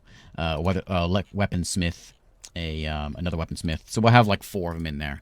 And we'll click on this, and we'll click on equip, and it'll show us what they've got gear-wise. Now, they should go start grabbing that leather armor. It'll take them a minute, but they'll get there. If we want to see what they're wearing, we'll see what Leecott has here, details. He has some horse leather armor. They've already made some of that horse into some armor. He's already gone and claimed it. So he'll go slap that on in a minute. And he wants all these things. He don't even have a crossbow. So we probably should make some of those. That would probably be important for a squad. I want to make sure we're going to go back to the work orders, and we're going to go ahead and tell our guy to make some bolts. We'll probably just make them out of wood. Bone bolts is, if you got a lot of bones coming in, like a lot of butchering going in, you can do bones. We'll make them out of wood for right now, though. And this one's one we're going to need a lot of. So we'll stick with, to start with 100, but that's kind of a low number. But that's just a good start number. I don't like putting too much in at the beginning, because then they're always busy doing that same job. But I want you to have at least 50 around. Each quiver holds 25. So if you can figure out how many dwarves, we got 4 of them. We probably should have about 200, actually. So let's change this. We'll do 100. So we probably should have... No, that's 100. What am I thinking of? I can't add. So 25 bolts per quiver. We got 4 in the army. So there we go. So we got 100 bolts getting made. Let's go make a bowyer. Which I did already, didn't I? Yeah, bowyer shop. Let's go add a task. We want to make some bone or wooden crossbows. Again, if I got a bunch of bone around, we'll make them out of bone. Otherwise, we'll just make them out of wood. And we can do it this way, you know. We can say, I just want, give me 4. 4 wooden crossbows. There we go. What happened? Okay, excellent. I was hoping this would happen so I could show it off. Okay, so the first probably event you're going to get in your fortress is going to be one of these. So Uvash here has taken a Fey mood. Uvash is a weaponsmith. Uvash is hanging around over here. We take a look at Uvash and see what's going on. So basically what's happened is Uvash has kind of lost his mind, and he's a dwarf, right? A industry. And so he wants to go make something. And so he's gone into this mood, and he's going to go take over a station and make something. And we have to kind of follow the guy around and see what he wants to do. We're not sure exactly what he wants immediately, but we can follow him and see if he goes somewhere. He's not going anywhere, which means we don't have the station that he wants in order to do what he needs to do. He is a cheesemaker, so he probably wants a farmer's workshop, I'm going to guess. So it's kind of you kind of have to kind of figure out what these guys are wanting. I'm going to guess it's a farmer's workshop, which we probably should have anyway. We'll just stick it. We'll stick it out here. And we'll get that built, because that's where you make cheese. I'm not entirely sure where he wants to be. He is a weaponsmith, so he might actually want the smith, which I can't do. If you don't get these done in time, you're kind of on a timer. And if you don't get it done in time, then they will kind of lose their minds, and they're kind of a lost cause then. That is apparently not what he wanted. So, where is he? I don't know where he is. Uvash. Where's Uvash? Uvash. Uvash, there he is. Strange mood. Yeah, he's standing in that spot there. I'm gonna guess he probably wants the weaponsmith, but I don't have the ability. Well, let's see if we can get it done. So, he needs a station, and to get the weaponsmith is going to be a little bit of a process. We'll see if we can get it done here. We've got the bow set up. We've got the squad set up for the archers. Let's get... I suppose we can go get that done. Yeah, we'll start that up. So let's get in here and get some workshops done. So we're going to need a furnace. Furnace, first off, we'll get a wood furnace. This is going to take wood and turn it into charcoal and ash. Next thing we're going to want is, it'd be nice to have an ashery. That will take, the charcoal will make, the wood smelter will make charcoal. The ashery will make ash. We use that for farming, for fertilizing our fields, for instance. So we're going to go in the workshops, and let's go ahead and see if we can get an ashery. No, I'm missing some things. Yeah, I'm missing those buckets I was supposed to make. Anything you're missing, we'll tell you there. What else we got? Slaughters. Those are getting slaughtered. We've got a baby lamb. Our merchants are here. They're taking off. And that's about it. Okay, so someone will go make that in a second, hopefully. I'm not sure we're going to be able to get this one done. Early on, it's rough if he gets... Like, if he's making a crafts dwarf, great. But the metal stuff, a little more of a process. So we'll see if we can get it done, though. But that's going to be a furnace. We need charcoal in order to get anything done. Let's go get a smelter to make bars. Take ore and make bars out of it. Not sure if we have the right stuff for this. Oh, yeah, I was going to do it down here. Oh, well. So, at our wood furnace, at a task we want to make, maybe we'll make charcoal. We'll probably make a process out of this. And actually, we'll do it right now. Charcoal, I'm going to make it to where we just keep, like 20 of it around at all times. So we'll say, just keep 20. If you get to 10, make some more. Just going to go grab the wood out here and toss it in there. If you're lucky, you can find some coal in the mountain. And that will help things along quite a bit. I don't know if I've got any metals, actually, here. Oops. Let me see if I've found anything. You will, playing enough Dwarf Fortress, you will certainly start to learn your ores. There's gold. I suppose we can make something out of gold. Can't make weapons out of gold, but you can make something out of gold. Let's go down a little further. So stairs. I get a question. I've got a question a few times. Why do I make my stairs? Normally I make them 2x2. Oh, a wedding. Az and Regoth got married. Well, that's nice. All right. Great. There's some obsidian down there. So I'm not used to seeing obsidian this close to... Or this not close to a volcano. Okay, well, this is ready to go. If there's anything we can make, it's in here. We can melt some things down. We can smelt the gold ore. We can't make weapons out of that. But, you know, we can smelt that ore into gold bars. if we had iron or something, we could do it that a little easier. I'm going to go look around and see if we can find something. We also need to get, though, a metalsmith and a weaponsmith. Let me get a weaponsmith, because that's what he is. So I want to get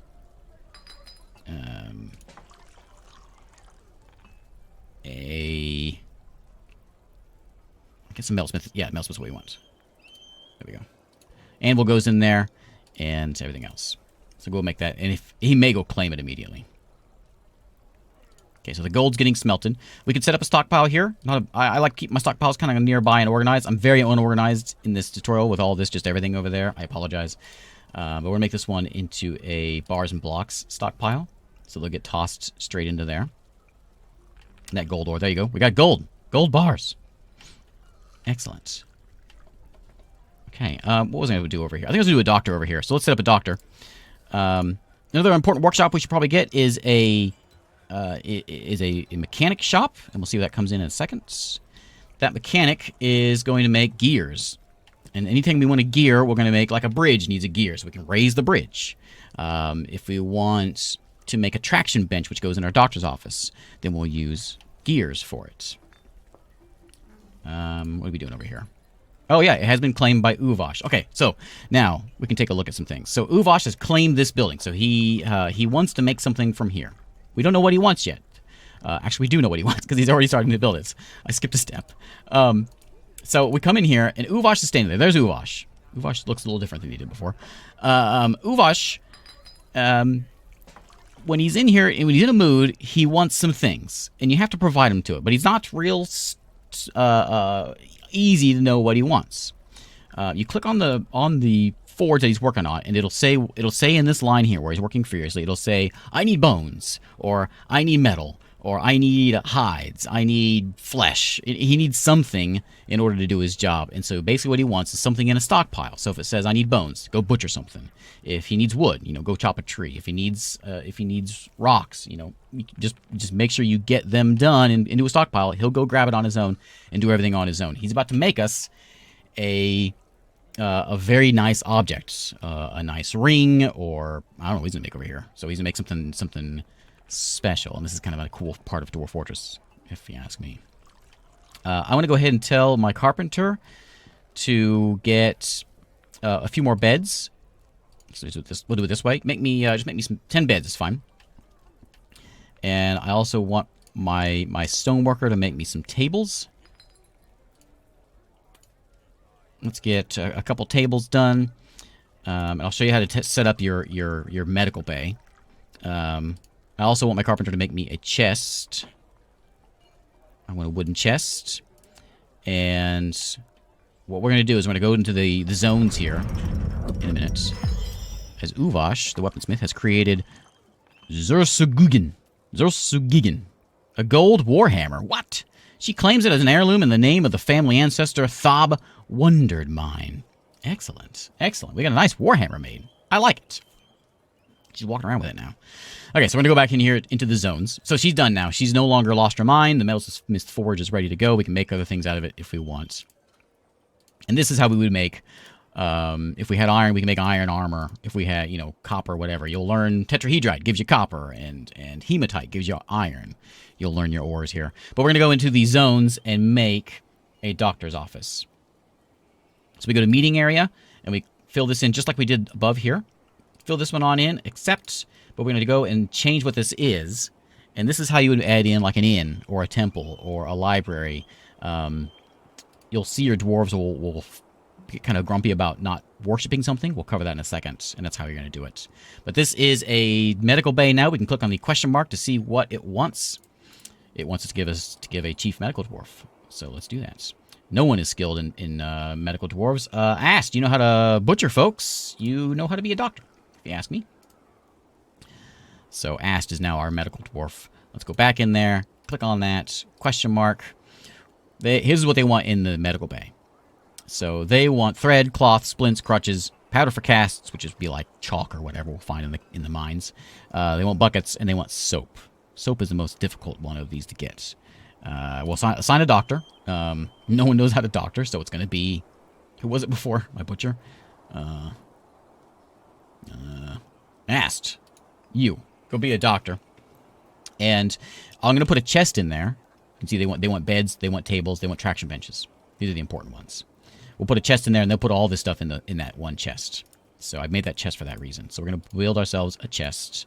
We're going to go in here, furniture, chest, just stick it in the corner there. One pecan wood chest will go there. They also want beds in there. So furniture, beds. I'm going to say we'll put in like 3 of them. As soon as we make some beds, we'll put some beds in there. Did you make those beds? I thought I told you to make some beds. I think my manager's not working very quickly. So I'll show you how to get your manager working a little better with offices. Do I have a table? I do have a table. So with the table and with a gear, we can make a traction bench. So at the mechanic shop, we're going to make some mechanisms. We'll make like 3 of these things. Just to get some mechanisms, gears basically, or whatever, ready to go. There's a bed. So let's go and build... How many beds do I have? Just 1. There we go. We got 3 beds. Okay. Oops, sorry. Okay, so she's in there making them. Mebzith right there. Mebzith is a hero. Mebzith is making those right now. And then she's going to drop them. She's grabbing the rocks, making the gears, putting them back. And when you get a table and a gear, as long as you have both a table and a gear in your supply, then you can make a traction bench. When that traction bench can go into the doctor's office. They also wanted a table in here, so we'll give them a table. We're just going to kind of fill in whatever they need in here. I like to put my medical dwarfs like office behind here as well. And you'll see that they'll start putting things in here already into the chests. In fact, we can click on this. They may have already done it. And yeah, they've already moved the thread, the cloth. Everything's already been moved over there. We don't have any buckets. We haven't made those yet. We don't have the powder yet. And we haven't made the soap yet. But we will in a second. As we can make ash at the wood furnace. And same thing. I am going to tell them to make a little bit of ash. I want just like... I don't need 10 ash. Let's just do... Actually, it's probably fine. 5 and 10. That's an easy fix. So I have some ash. So ash, just like old times. Ash and animal fat. Cleans your hands. Amazing stuff. So we're going to do that at the soap maker shop we're going to make in a second. So we've made the traction bench. It's laying right there. You can see it. Let's go put it into our doctor's office here. Traction bench. We'll just toss it right there. So they're getting pretty well supplied. We do want a soap maker's shop, so we'll get that put in somewhere. Let's go ahead. Actually, we'll put it down here. I got a bunch of stuff downstairs. Down here. So the nice, smelly soap maker's shop. All he wants, he's going to want... oh, I need a bucket. He's going to want ash and fat, which we just slaughtered the horses, so that's covered. Always keep nice amount of buckets on hand. Not a bad idea. Looks like our plump helmets are happening now, and you can see our drink food is perfect. I still have seeds now in stock. I don't have any meat or fish. It's not real important. Your dwarves will get a little cranky for not having anything to eat. If you can get your cats or chickens or kind of a supply going there, that's not a bad idea. If you start near some water, your fisherman dwarf will certainly keep you stocked. Let's see. Let's see, we get that done. Where's my soap maker? Get him set up real quick. Nah, I need no buckets. You making no buckets yet? Make more buckets. Okay, maybe she's making them now. Okay. Again, I could have done the workshop orders, you know. I really want to go and cover some of these, like the bookkeeper and stuff, and offices. We'll finish this off with some offices. But there we go. There is the soap maker shop, which will get done in a second. We'll finish the doctor's office up, and then we can go on other things. We'll put that door in there. Let's go get a door in here, into our right there. There we go. Bedrooms. I get this question I've gotten this question a few times. I never thought about it. But the question was, why do you build your bedrooms in 2 squares like that? And I'll show you why in a minute. We'll go pop over to this other fortress, and I'll show you why I do it this way. Because it keeps it nice and compact. And in each bedroom, this is individual bedrooms here I'm making. Each bedroom can have a bed, a cabinet, and a chest. That way your dwarves have a place to stash their junk, their clothes, and they can sleep. And you'll see, I'm going to go pop over to a fortress here that has 50 dwarves in it, and you'll see how it looks when you get a bunch in there.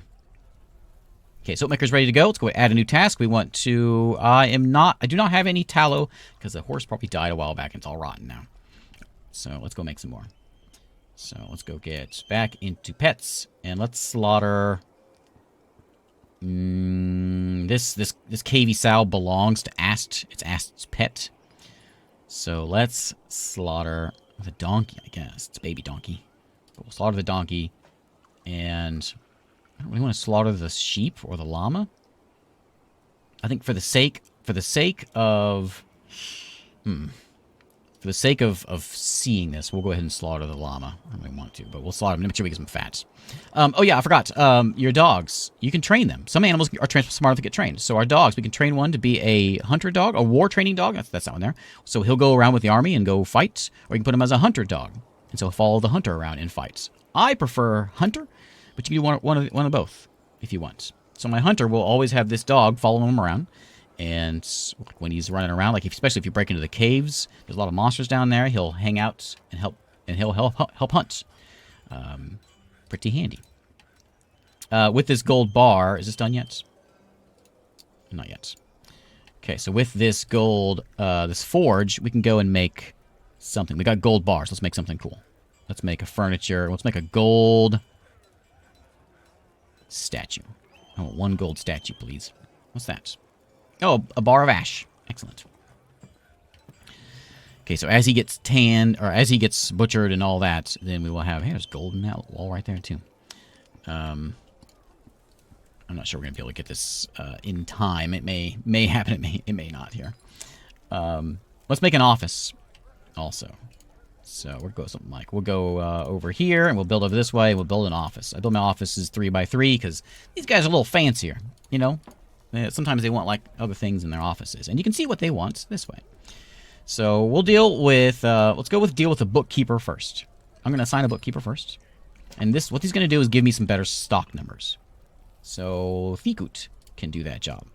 Thikut is going to go, he wants a meager study. He doesn't care about dining room or tomb. If he wants any of these other things, he'll ask for it. This number over here is what he's going to keep the number precision at. If you keep it at a 1, it's going to be like that. Not very precise. If you keep it at a 5, he's going to spend more time in his office doing his job, bookkeeping, but you'll get better numbers. So that's what we're going to set up here. So we're going to give Thikut an office. So Thikut, to have an office, he's going to want... Do we have any doors? I don't have any doors. He's going to want a door, a table, and a chair. So let's go get that up real quick. I want a, let's get one wooden table, and I want a chair. Wood calls it chairs, and stone calls it thrones for some reason. I don't know why. I also want a door. One wooden, one door, please.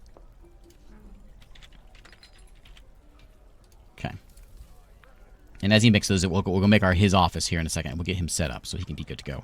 The doctor's office, I think, should be good to go until we get the soap in there. Yeah. Okay, buckets have been moved in. Perfect. So if someone gets hurt, they'll automatically go there. There's nothing really to deal with that. They'll do that all on their own. A lot of this game is like that. Everything kind of runs on its own. There's not much really for us to deal with. Assuming you get everything set up right, and you get your stocks and your numbers and your work orders done. And it works out pretty well. Pretty smoothly. So let's set up a chair. And we're going to put in a table. Like that. And we're going to go ahead and I think we got a door in here for this guy. Like that. And we're going to set this up as an office. This is an office. Fill it in. And accept. And assign that to Thikut, my bookkeeper. There you go. Thikut now has an office. We can go look at it and confirm it has been done. And Thikut is happy with his office. We need one of those for my broker, who's actually the same person as my expedition leader, so he wants an office as well. And is my manager. And it's a good idea to have the manager have one too, because he is the one getting these orders done, and he'll work a lot faster if he has an office at getting that stuff organized. Because you'll see that you'll put some orders in, and it won't get done. He's only done 2 of them. 2 of them are complete, but they won't get to it because he's too busy not having an office, I guess. My statue get made yet? I want to see that statue. I don't see it over there. No, I don't have a statue yet. So I'm going to go make that statue. I want to see it. Oh, what happened to it? Make me... Oh, I may not have enough... I may not have the right coal. Furniture. Gold. Statue. Let's see if it works. I think I'll make it. Oh, yeah, there he goes. Okay. Gold bars are pulled over there. He should go pull some charcoal over there, assuming this guy's doing his job. Oh, I need 3 gold bars. Oh, okay. Make me more gold bars. Are we out? What is that? Silt? Where's that gold at? There it is.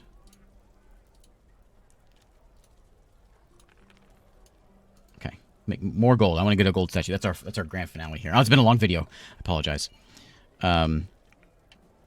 Okay, we'll finish that. We'll get a statue. We've got the offices done. There's a fancy office. We're gonna make it smooth so it looks real nice in here. We can smooth this thing out.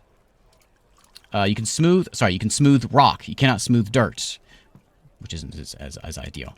For the bedrooms, I'll show you the bedrooms on the other fortress here in a second. There he is, sitting in there doing his bookkeeping. So that's how that job gets done. And you can look at the numbers. They're all nice and organized for us now. We have meat now because we slaughtered a couple of animals. We should have some fat now, so we could get maybe some soap. If I push the right one, where'd my soap maker go? Down here, soap maker. Make me some, maybe not. Unrotten tallow fatty glob. I may not have gotten the right animals.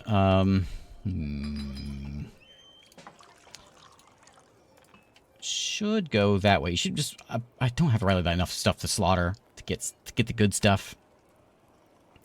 But that's, you get animal fat, and that's where you're gonna get your tallow that you will make soap out of, and it'll fill that up. I want to show off one last thing as soon as we get our statue set up. Furniture, gold, statue. Make that gold statue, and you can click this. Make it now. And there he goes. He's gonna go make it. He's grabbing his golden bars. He's got 2 golden bars. He doesn't have enough golden bars. Okay, 1 second. Okay, figured out the problem. I have this as a work order to make charcoal, but my manager is being very slow, so that's why it's not getting done. He's not making the charcoal. So let's go get him an office. There we go. And we'll assign this office over to my main guy. He's kind of a busy guy. He's got a lot of jobs, but that's going to be Regath, who's my manager and everything else. And he'll come sit over here and get that set up. So now we can get, there's our gold bars. Let's go add a task and furniture. Golden statue. Okay, while we're waiting for that statue, I want one thing to show off here, which I almost forgot about, is I want to show in this other fortress that I've got, which I've got 52 dwarves in here, and there's my bedrooms. So you can see how I like to do my bedrooms. There's no right or wrong way for pretty much anything in this game. But I do 2x2 rooms, so we've got a bed, a chair, a chest, and a cabinet. They put their clothes in there. They can put all their trinkets in the chest, and couples can share beds. And so 52 dwarves can easily fit in here. As what just happened. We made a masterpiece pecan wood door. Is that what this is all about? Oh, no. Our militia commander has withdrawn from society and has claimed the Metalsmith Fort. Someone else is going over to go make something over there. You're not going to let me have my statue, are you? I'm going to go claim it before I can get... Okay, we can show this off, though. I missed. So it's been claimed by Az. If they get here and they just stand there and not move anywhere... Which looks like she's got what she needed. Yeah, it has begun mysterious construction. So she's already begun. But if she's standing there and nothing is happening, then it'll say what she's looking for. But she found something. My statue didn't get made. Oh, there it is. My statue's here. Okay, let's build a statue. Right there. Oh, great. This is randomly done. You can select. I won't show you this, but you can select what they make the statues of. But we have made a statue right here. Golden statue of lizards. Finely crafted gold statue of lizards. The item is a finely designed image of lizards in gold by Dusum. Excellent. There is our fine statue. Sometimes you'll get stories about the elf that killed the human and at the war of this and the siege of this town. All that stuff has been made in the world generation. We'll see what she's going to make over here. Back over here. And you can see that there's my rooms that we do. We'll see what he's made in seconds. And my offices are pretty generic over this way. I didn't get to temples and things. Bookcases go into libraries. You'll get books and things you can store in there. Temples are for worshiping deities. I do want to cover that. So actually we'll talk about it in just a second. I do want to cover that before we end here. Created a gold limar. Offers it to us. So she's given us, I think it's an instrument that she just made.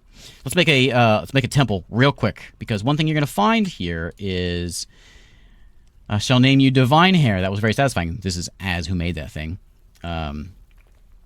She unable to practice a martial art for too long. She's a little cranky about that. She's annoyed having to drink without a goblet, cup, or mug. That's something I wanted to talk about. That's an important thing. And a good way of, like, if you're ever, like, stuck and you don't know what to go do, and a good way of doing that is go look at the thoughts of your dwarves, because they'll tell you what they're cranky about and if they're missing something. Yeah, let's fix that real quick. I should have done this a long time ago. We're making bolts here. Let's go make some rock mugs. So we don't need a lot of them, just a few mugs around the fortress, just to kind of, so they're not drinking that with their hands. This is probably something you probably should do early on. You make rock mugs, or you can make wooden cups, or I don't know. Can you make out of bone? No bone cups. Too bad. But you can also make things out of shells. In here, you can take, like, if you have a fisherman, you're gonna have a lot of shells laying around. You make crowns out of it. You can, like, decorate things with shells, and your people can just be covered in shells or bones or whatever. Throughout, if you want to do that kind of thing. Let's go set up a temple. Do it real small. I'm gonna show you how to do this. This is also a very cool part of Dwarf Fortress. Is the way that the temples and the gods are generated. Once we get this cut out, I'll show you that. It's the same way as setting up a meeting hall, and you set up a location. If you set up a meeting hall that is a inn, you'll get people from all over the world coming to visit you. And you'll get, like, mercenaries may come in and try to help you fight. You may get some entertainers, some poets, and some troops come in here as well. We're going to set this one up as a new temple. Now, who do we want this temple to be a temple to? We can do no specific deity, which is the nice generic one. Everyone will be happy with that. Everyone will be happy, but they won't be too happy. You know what I mean? So you can do multiple temples of all the different deities that are covered in your fortress. Like Behrul, we had 11 folks in our temple that worship Behrul, the god of fortresses. The Crested Finger is the god of mountains. We got 8 folks who worship that. Some people are going to worship multiple things. Id over here is light and metals. Ugath is death, blight, disease, deformity. Great guy. We could worship that one. We have the Turquoise Order. All kinds of choices here. And the nice generic one is no specific deity. It's also kind of the boring one. But it's a good idea to have one around so everyone's happy. And what they want in here, just like the doctor, is they want chests. And in those chests, they want instruments, which I think is what she made. Put performers in here. Once you get more dwarves, you can have a performer come do this to keep people happy. There is a level of shrine, and the higher the level, the more people are going to come in to visit you. You make the look of it like adding in statues and smoothing your walls, which I can't do right. Oh, I can't do. Okay, smooth the walls out. Once you smooth the walls, you can decorate the walls. Click here, and you can engrave artwork into the walls, into this thing as well, and it'll crank up the value of the place, which we can see as this is happening. We can probably see it happen here. It was at 200. Well, it was at 20. Now it's at 40. So it's gone up a little bit. And as you do that, it'll make it nicer. You can put valuable items in there, like that item that we crafted can go sit inside the temple, and it'll increase the value of the place. It's nice to have statues and things in places where dwarves do a lot of walking because it makes them happy. Having that around. There's an engraving on the floor there, which is an engraving of... Can't tell because she's in the way. Here, is this it? Engraved on the floor is an image of dwarves English is an image of dwarves. They just made some dwarves. So there you go. It's all smoothed out now, and that temple is worth 70. Well, what a big bump. The better they get at engraving, the better that'll get. And of course, in there we need musical instruments, which we can build here. Instrument. If I had an instrument, can go right there. Which I guess I do have an instrument. That one yeah, she made one, right? And they'll get pulled in there. And we'll watch that get moved in here. There it is. I think. Man, everyone's standing in this place. There it is. So the instrument is there now. Nabas Raises is the name of the instrument. A quality gold Limar. Yeah, that's the one that she made. It's worth $27.50. So it's raised our value up. It's adorned with hanging rings of gold and llama bones. So that's what she got. She got gold, and she got some llama bones because we slaughtered our llama a while back. Large stationary percussion instruments consist of a bone block. Musician strikes the block with wooden hammers. Yeah, there's some detail in here. There's, I think you can find like the pitch that it makes. There's all kinds of like ridiculous things in here about it. But we can also see that our value has now gone up to $27.50. It's now a temple complex. Check that out. We want a performer. We can pick someone who knows how to speak or whatever. They can come in here and do that. Someone who's not doing anything important. Our mason is an adequate musician. Sure, get in there, do some, and go play some music on that thing. People will love it. I also want chests in there to store some instruments as well, which we saw how to do that. It's a gong. Anyway, there is Tutorial Fort Day 2. I'm sorry this went a little longer. I did not mean for it to go this long. I tried to get it done in 30 minutes. I didn't make it. But I think I've covered all the bases. If anything else, I think I've got everything done. If there's anything else that you feel is missing, let me know. And I'll do a comment. I don't know that I could keep going with this. If I come up with more things, then I will. But I think we're pretty well set up. I didn't mess with military very much, but most of the military stuff, you just check on that, and then everything's listed down here. You can set up schedules and put them on like a staggered training, which isn't a bad idea. So what's going to happen is they will train for 3 months, be off duty for 3 months. Be careful doing this because if they're training, they're not making pulp helmets. They're not mining. They're not doing anything else. They're training. So it's a good way of getting them skilled. But, you're taking away your dwarves. You got to kind of wait till you get a good population for that. But anyway, that is where I'm going to end it. Thanks again for watching. And I still hope to hear some stories in the comments. I like what I've been hearing so far. Thanks for watching, and I'll see you next time. For part 3 of our Dwarf Fortress tutorial, I keep getting similar questions, so I think we should cover that. And those questions all revolve around water and creating mud for farms and getting farms inside, but mostly around water and wells and cisterns and rivers and fresh water and all that. So we're going to deal with all of that today. So the water topic. What do we do if we're in a fortress like this one that doesn't have any water outside? The only patch of water that we have in this whole fortress is down here. We've got a puddle of stagnant water. Stagnant water's not going to do us any good. Dwarves can't drink that. So we got to go find some water. And there's really only one source of water in a build like this, in a fort like this, and that's to go down into the caves. And there's usually water in the caves. And so in order to do that, we got to dig a hole, find the caves, and get a well built to go and grab that water. Of course, we can just walk down there and drink it, but it's a long walk. Better to bring the water to us. So we're going to build a well today. We're going to, I'm going to pull up a different fort that has a river on it, and so we can see what it's like to maybe get some water brought inside the forts in case it freezes. We'll see about making some farmland inside on rock, because you can't build farms on rocks. And we'll talk about a couple other things like bridges and things as well. So let's go and build ourselves a well. But first, we got to find the caves. Now, this is kind of a dangerous thing because spooky things live down in the depths. And so it's probably best when you start going down to go and kind of do a bit of an offshoot cavern, something that you can build a door or some sort of blockade to in case something scary comes up. Trolls and frogs and who knows what else is down there. So let's go out from this way, and then we're going to click a staircase, and we're just going to go straight down. You may notice a lot of folks will do like 2x2 caverns. It's just sort of a habit from the old Dwarf Fortress days because pathfinding's always been an issue and frame rate drops because of it. And so a lot of us will build bigger stairs. Well, I'll just do a single one for right now just to dig down into the caves. So who we got there? We got Mebzith, who does all the work in this fortress, is digging straight down. And as soon as we find that cavern, we're going to hopefully find some water. And what we're going to do with that water is we're going to make ourselves a well. And so in order to make a well, we need a bucket and we need a rope or a chain. Ropes and chains are the same thing. In your default build, you should... Oh, look, we found it already. You should already have those two things. If you don't, you can get a bucket from wood and a rope you can make at a clothier shop. You just take some cloth and whips up a rope real quick. Or from the metal shop and make a chain. So we found ourselves a cavern. Let's go see what this cavern is all about. And there we go. There's our cavern. Okay.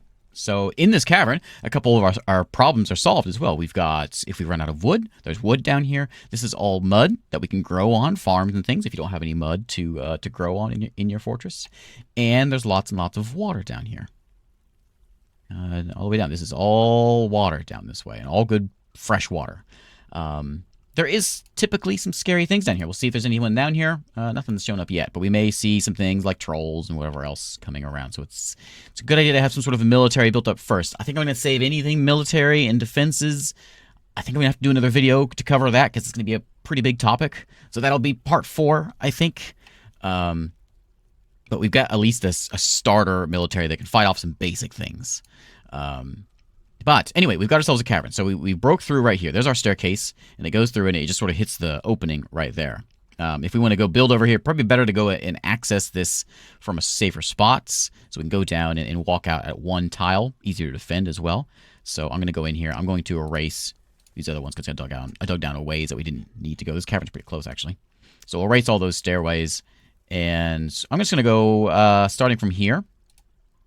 And we'll build over... And let's go, like, out over here. So we want to go to, like, right there.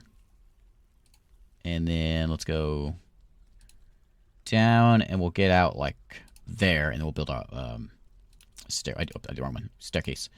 There, and then up to there. So we'll come out. We'll walk over, and then up that way, and then down the stairs, and we can get out there. So we'll have access to the mud. We can farm down here if we want. When we get our clothes shop, they'll come down. They'll grab... Our loom, I'm sorry. Our loom will come down and grab spider webs so we can make silk things now. There's lots of good stuff in the caverns. Caverns are great. Dangerous, but great. And we continue moving down, and we can get some easy water source here. So in order to get our well, we want to make sure we've got a straight hole straight to the water. So like, it doesn't matter where it's at, but this spot right here is fine. Let's take this square right here. I'm going to put my cursor on that square and go straight up. And as long as there's a clear path... We can go all the way up into our fortress, and it's going to go right over here. This is actually a little ways away. We can find a closer one. See if we can find one down this way. So yeah, here's some over here. So let's grab like this spot right here. We could, of course, dig out this water and make a spot easier to get easier access, but for the sake of making this a, simple tutorial, we're going to keep it simple. So let's go grab, how about this corner right here? Let's go straight up. It's going to go right... here's probably fine. So let's dig out over to there.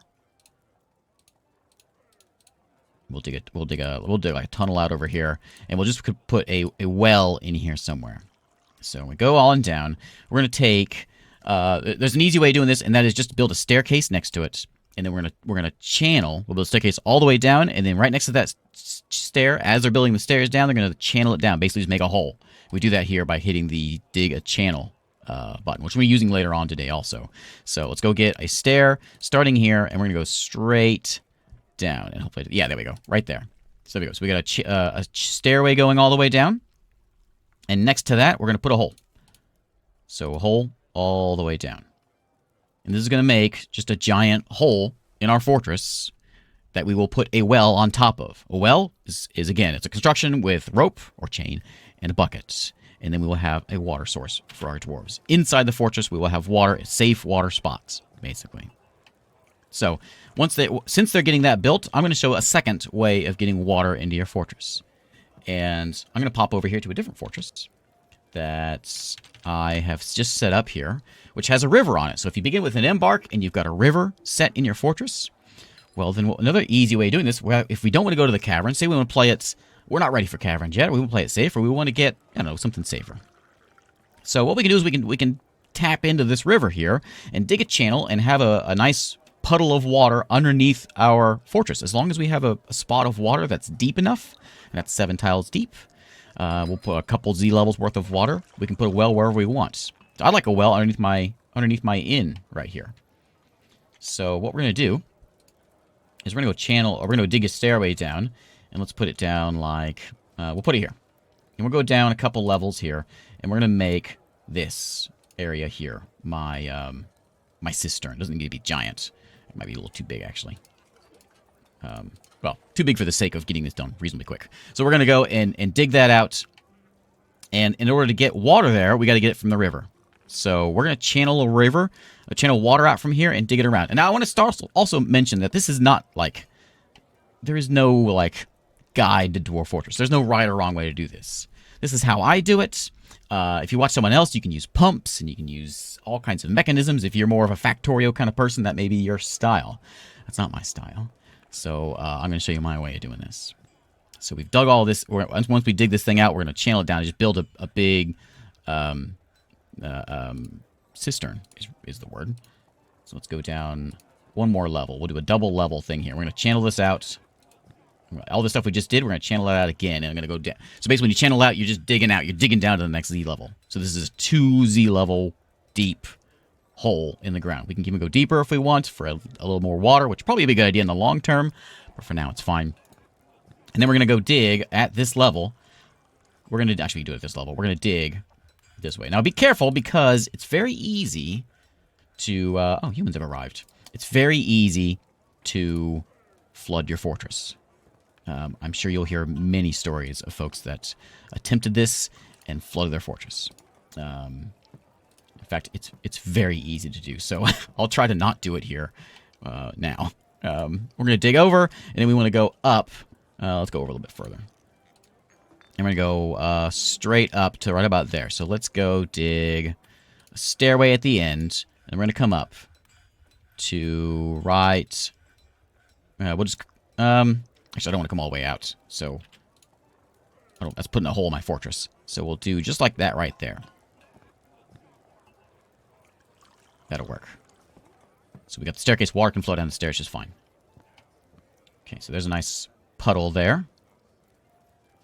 Let's go see if these humans have anything. Is it this fortress? Confused about which fortress is which. I think it's this one. Yeah. I don't have a trade depot with this one. Well, let me get you a trade depot real quick. There we go. Okay, so that's been dug out. Now I could cut into this river. We could channel up. We could just channel over, and the water will start flowing in. Problem is, the water will flood everything if we do that. It'll start bubbling up and come through the whole fortress. We don't want that. We want a bridge. So we're going to put a bridge in here that we can raise and lower that will stop the water. So we can have the bridge up. It'll stop the water. We lower it down, and it'll let all the water flow in. That's our safe way of keeping ourselves from flooding the fortress. So in order to build a bridge, it's a construction. So we come down here. I'm going to put it in the channel here. And so we're going to build a construction, and it's a bridge right there. So bridges have different ways of raising and lowering. We want them to raise... This one, for instance, we want to raise this way. So it's laying down this flat way, and it's going to raise up and block the water from coming any further. I would like to pick my material, and we're going to place it right there. And I want to make this thing out of... How about an obsidian bridge? Sure.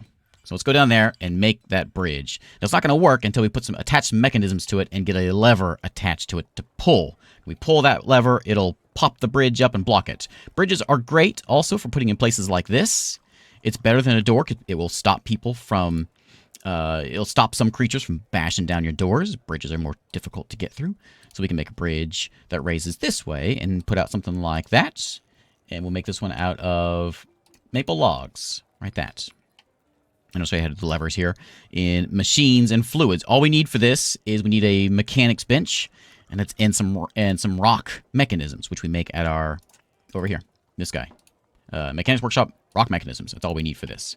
But we're going to make a lever. We'll put it in here, I guess. This one we'll put for this bridge. Lever. There's the mechanism we need. Just one for that. So we'll need more to attach to the bridge. And we'll put one in here for the well. We'll stick one in over here as well. Like that. There we go. Now, that bridge is done. So we want to hook that thing up to a lever. We're going to come over here, and we're going to go to our lever that we want to use, which is this one here. Click on it. We're going to link a lever. So we're going to link it to... Go down to it, click on the bridge. That bridge right there. So that's going to go get linked up. They're going to take some mechanisms, hook the thing up, and so when you pull the lever, it will raise the bridge. And when it's done, it will tell you it's done. You can tell them to do it. Do it now! And they'll do it now. And there he goes. Doing that. And as soon as we're done with this, we'll go back to the well and check that out. Okay, so it has been linked. I think. No, almost there. He's building the trigger. As soon as he's done, that'll be ready to go. There he goes. He's hooking the mechanism up. Now it's ready. So we can see that it works. We can go pull the lever, and we'll see that when we tell him to pull the lever, someone's got to walk over there and pull it. But then this bridge will raise up. Just like that. Pull it again, put it back down. This is a great defense thing as well, and will be covered in the defense part of the tutorial as well. So now I think we're safe now. The bridge is ready. We can do this. So let's go ahead and channel out our channel. Remember, when you channel out, it goes one level down. So we're going to do something like that. Wrong button. Channel that. And they'll channel their way to there. The river will start flowing. And we're going to keep an eye on this. It's very important. We watch this thing. He ran off for some reason. Here he comes.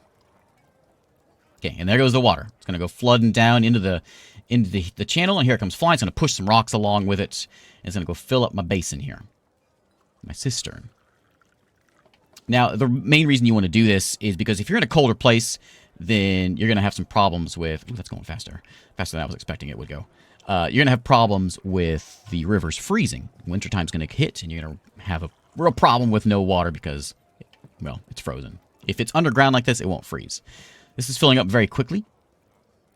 That first level is already down to... We want at least one level of 7 depth. And the second one's coming in, so we're going to go ahead and get that lever pulled before it fills up anymore. Remember, we have to take time for our dwarves to do this. If we want to do it immediately, we can click that. Click Do It Immediately button, and someone will run over here and do it. And it's filling up. Bridge should raise in a second. There it goes. Water stops. And there we go. We have ourselves a cistern. It's not flowing up the base. We've got a hole. So, just like... Hey, a baby. Just like at the other fortress we're going to do here in a second, we're going to dig a channel just right here. We'll put our well in... Yeah, right there. Another baby. We're going to go down this way and dig a hole and stick a well on it. Okay. 3 babies? There we go. So we got a hole straight down in the water, just like what we're doing at this fortress, which I seem to have forgotten to pause, which is a bit of a problem. We've got a hole, and you can see, goes straight down into the water. And so all you have to do is build a well. And so in order to build a well, we come to constructions, and we go to constructions, I think. I actually forget where wells are. Machines. Well, there it is. Well, you need a mechanism, a block, a chain, and a bucket. Throw it right there, and I need a block. So let's go make a block. Where's my guy? There he is. We're going to add in some rock blocks. Do those now, and he'll go make some of those things, and we'll get those done. We've got some, looks like, yeah, some elves are here, trying to trade with us. Elves, one thing the elves have that, if you do want to trade with the elves, one thing they do have is a lot of animals. So that's nothing wrong with that, I suppose. Every time, as soon as you break into the caverns, you're gonna start seeing this floor fungus popping in. So anywhere that has dirt, has a dirt floor, will start getting fungus, and your animals can actually graze on that. So once you hit the caverns, you have dirt floors, you can make an indoor animal spot. I'll show you another fortress here at the end here, and I'll show where that's can be used on a fortress that I have set up that has an indoor animal area. Make those blocks yet? They're working on them. How does it go? Is that you? There you go. Get those blocks. We'll get that well done. And, right there. Need blocks. Okay, well, as soon as those sodals here are done with that block, we'll get it done. And we actually may have some... Oh, there she goes. So, well, there. Here we go. Block, bucket, rope, mechanism. Okay, so we now have a well, and that will be our water source, and the dog is vomiting all over the place. All right, as also mentioned, there's a cave crocodile down there in the way down there. So again, it's dangerous down there in those caverns. I wouldn't recommend jumping down there until you are ready to deal with things like cave crocodiles and giant olms, for instance. There's a crocodile. It's in my fortress as we speak because I didn't block it off in any way. And so, yeah, a bit of an issue. We do have a military. We can go get our military, assign both these folks, and tell them to go kill that crocodile. Please. And we hit spacebar. The dog's chewing on them right now. Here they come. Punch, punch. They're not really set up. Oh, yeah, they're shooting some things. There's some arrows flying. Ah, we got them. Good. There we go. One dead cave crocodile. Excellent. And no one died in the process. So, victory. So there we go. We got this well is almost built. And she's hauling things over for it. we're going to do the same thing at the other fortress here. We're gonna haul that around and make a well here in that same spot. And we can do that right here, like that. Build a well. And same thing. It's going to be a spot right there for us to get water. And we'll have an indoor safe. We can lock the front doors. We'll be safe. There's no worry about anything getting into us. No problems. I'm going to link this lever up to this guy, and it's going to create a much safer defense to our fortress. I don't have a roof on this place yet, but when we get a roof, it'll be a much safer way of securing our fortress by having that there. Now, let's say you want to make a place for a pasture, and you want to pasture indoors. So I'm going to show you that in a second. There you go, the well's there, so this is now, the well is operational. Excellent. We've got a water source in our fortress. This is things that's used at, like, doctor's offices. They do need water. So it's a good idea to have a good water source inside. Even though your dwarves don't need to drink it, it's a good idea to have some water around in case you have some sort of crisis of seeds or whatever. That's it. That's the well part of the game. And they both have wells there now. And this one's down in the caverns. The other one's over there. Now, I didn't really cover this in the first one, which I probably should have. And that is up here. The dwarves will go and fish kind of wherever they want. But let's say we have a spot where we want them to specifically fish or get water from. We can go set up a zone and put in a fishing zone. So we'll say, Fisher Dwarf, I want you to fish right there. And that's it. Just go fish over there. So they'll stay over there. We can also get a water source over here. So if you say, for instance, have a spot you want them to get water, you can put it over here. I don't think the well actually needs it. No, the well they will do on their own. We can actually put it down here, though, if we wanted to, like, put it on the stairs. And they can go get water that way if they wanted to. But you can do it outside and set up a water source. Or, like, in the caves, if you don't want people going outside, you need a water source. You have to have a spot of land so that they can stand and get water. But there you go. There's your water source for your fortress. Let's pull that lever so we can see that bridge go up. And be careful of anything on the bridge when you pull that lever, because things will go flying, like I think my cat just did there. I don't know if my cat went flying or not. Something, it looked like it was close. But yeah, you can also smash it. When it goes down, it'll smash things underneath there. So be careful with your bridges. Okay. So that is 2 wells done. Now, let's say your fortress doesn't have a good spot for farming. And your farms, it's all rock, but you can't grow farms on rock. So what I've done here is the same thing I just did to make that cistern under my inn for a well. I've channeled down. I've got a water source coming in. I built a bridge to stop the water. I've flooded a big open area of rock. And as soon as every spot hit at least 1 depth of water, I close the bridge. And slowly over time, the water will evaporate. And when it evaporates, it leaves behind a small pile of mud. And once you have that, you can grow. You can build farms on. This was all stone, and now I've got farms in this whole farm area here. Never mind the rocks. I got to get them out of there. It also works if you want to make an indoor animal area, which is what this is here. This is my pasture over here. And this pasture is here, able to be here because we've got these underlichen and cave wheat and spore trees. All this stuff is starting to sprout because I've hit the caverns underneath. Once you hit the caverns underneath, any place that's dirt or mud will start to sprout lichen and food that the animals can eat. And farming is a big deal. Any leather and fat and eggs and just keeping a nice supply of animals, a nice breeding pair of animals, is a really good idea. For instance, I got a whole bunch of chickens in here. We'll talk about chickens actually here in a second and what you can do with them. Having some yaks that keep producing so we can have a nice supply of leather, a constant supply of leather and meat. You can milk a lot of them. You can get thread and wool from several different kinds of animals as well, the obvious ones.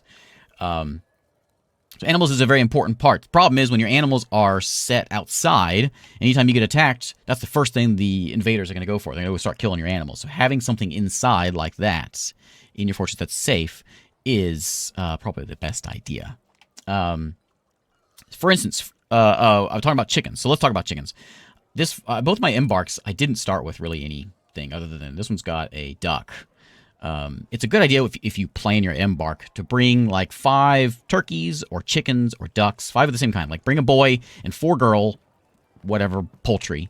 And it's a really safe way of getting a food production set. Also, you'll get leather out of it when you slaughter them. You can get more chickens, of course, because you can fertilize them. And I'll show you what to do with that. We'll go ahead and dig it out right now, even though I've only got one duck. But we can dig this thing out and build. It doesn't have to be real big. If it's too small to start fighting and all that, but you just need a small little area to stash your chickens. And we need some nest boxes for them to sit on. So we can go over to our craft shop. I don't have a craft shop here, do I? I need to build a craft shop in this place. So let's go build a crafter. And get that in here. Crafts. We'll just throw it right there for right now. So in the craft shop, we will make some nest boxes, and we can stash our chickens in there. So same way, we're going to set up a zone. We set up the pin, just like we did before, you know, outside. But this is going to be inside. And it's going to be... It's only going to take... The ones that have the down arrow are already pastured somewhere, but you can just move them here. But we do want to bring in the duck, which is all we've got so far. But if we get a boy duck, you know, that'd be nice to have. Do I have traders here? No, they ran off, I think. But yeah, it's a good thing you get from your traders. If your traders have any poultry, then that's a good thing to have for that purpose.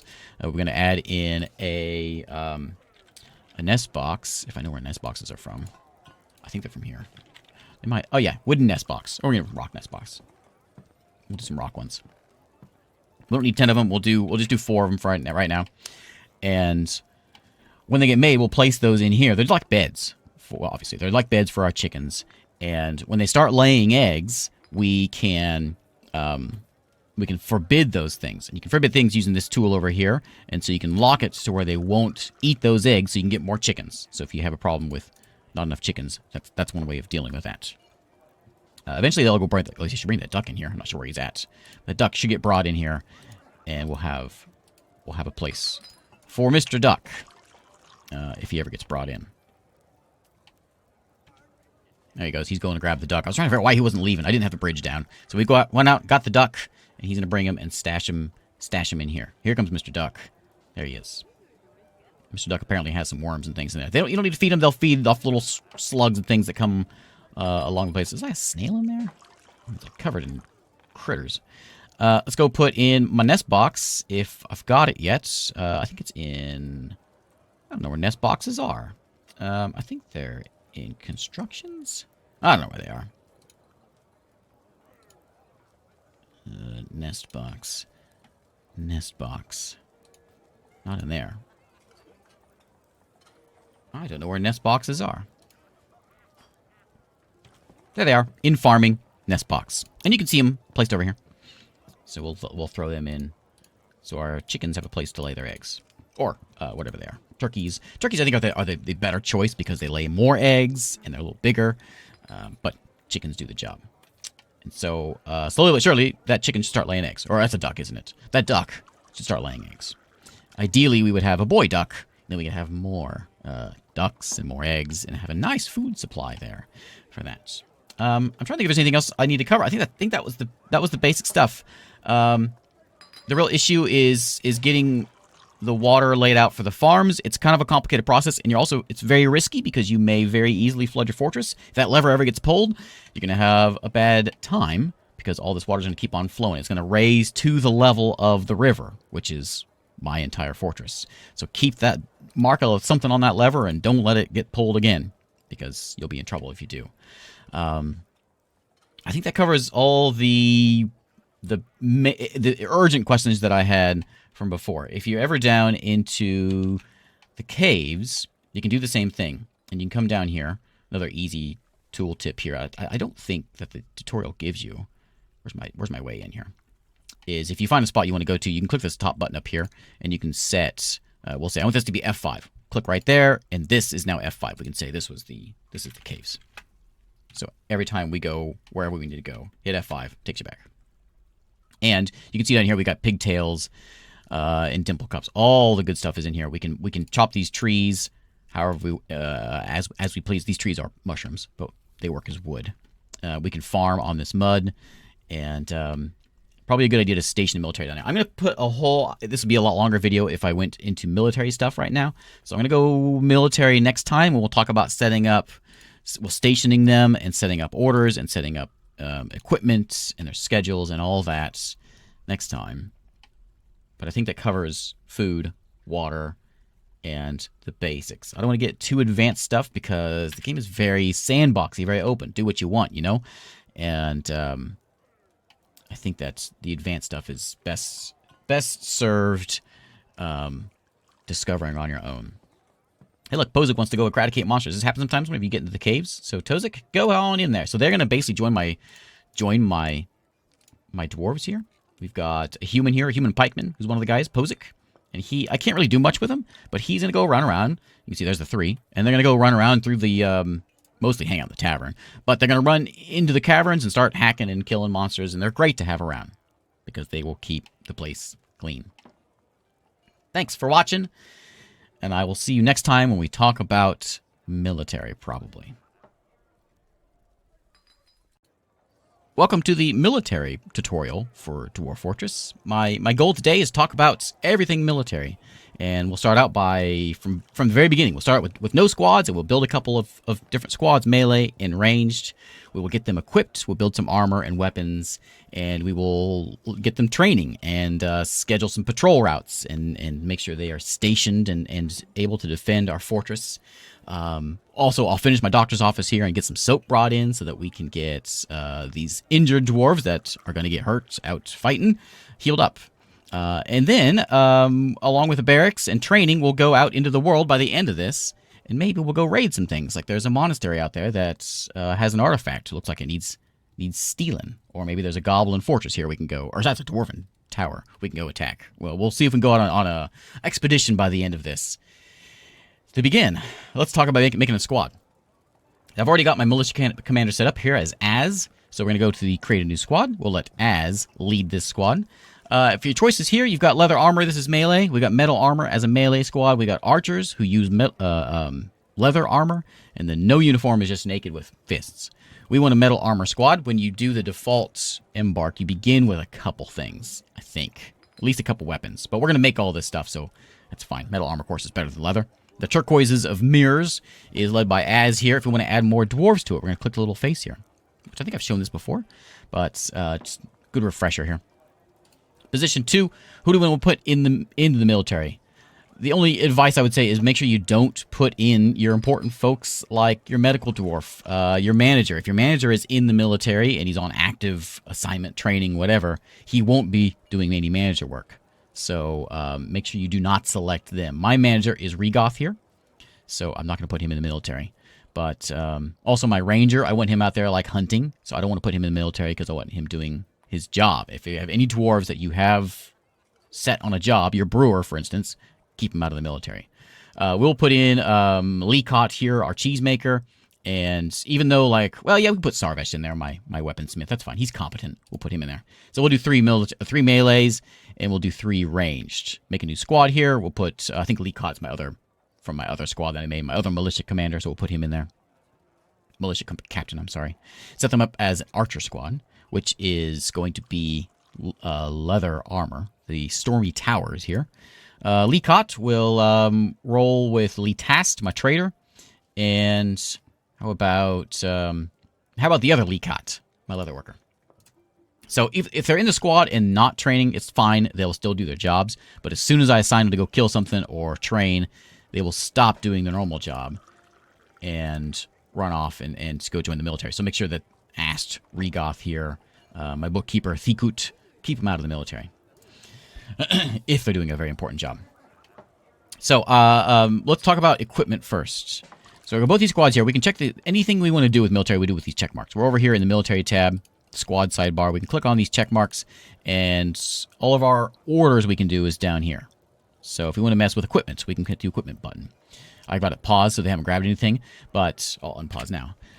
They will go and automatically grab whatever they want to get or whatever they need. So if it's yellow, means I'll start with red. If it's red, we don't have it in the fortress, and they don't have access to what that item, armor, like a chest plates, leggings, helmets.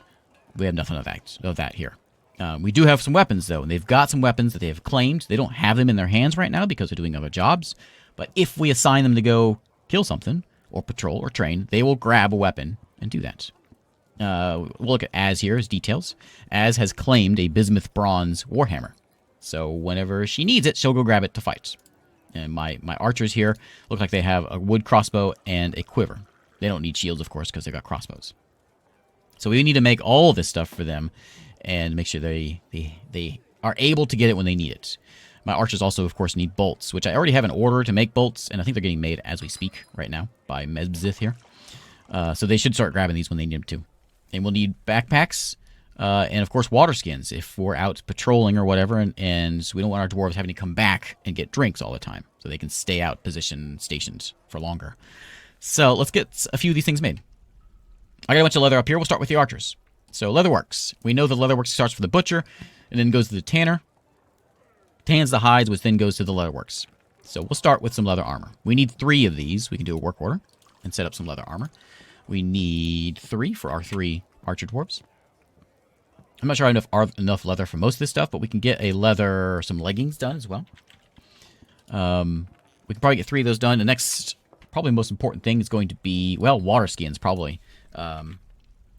Pretty important. Having hats, of course, is also very important because there's some important stuff up there. We want 6 water skins for each of our dwarves.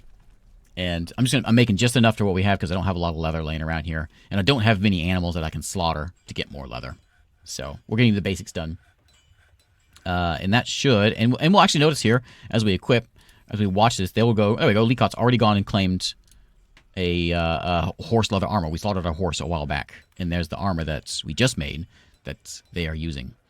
If for some reason you want to change something and you've got something like special that you want your unit or your dwarf to use, you can change it by going and adding in a weapon and saying, I want a specific weapon, removing this one. It's a little more complicated, but we're going to leave it at the basics there. But that's something you can do. So the leather armor is getting done, the legs getting done, and they're getting slowly equipped up. I don't think I have enough leather for anything else, so we'll worry about that later. For the metal. So my melee squad is going to need metal armor, and that's a little more complicated. But I've already got the wood furnace and the smelter and everything set up from last time, so let's use it. Now, armor needs to be made out of, it can't be made out of gold or silver. Weapons can. But armor needs something stronger, like copper or iron. And down here in the caves, I notice we have some tetrahedrites. And this is a good time to explain a new digging technique. So we can just click this stuff and dig it out and hope to find this stuff. Or the other option is to come in here. We'll click on the digging, the dig order. We'll go hit this arrow over here and set up auto. So this will dig only ore and gems selected. So if you select this thing, this is auto mine, and we can click on the 2 tetrahedrite here, which is going to give us copper. And as you'll notice here, as they find 1 tetrahedrite, they continue mining for that same ore. So they will constantly keep going until that whole vein is gone. So if you find gold or hematite or anything you want, there's a lot of obsidian in these caves I would love to have. They will continue mining it as long as they see it. So there we go. There's tetrahedrite, which is going to give us some copper. We need to go to our smelter and tell them to smelt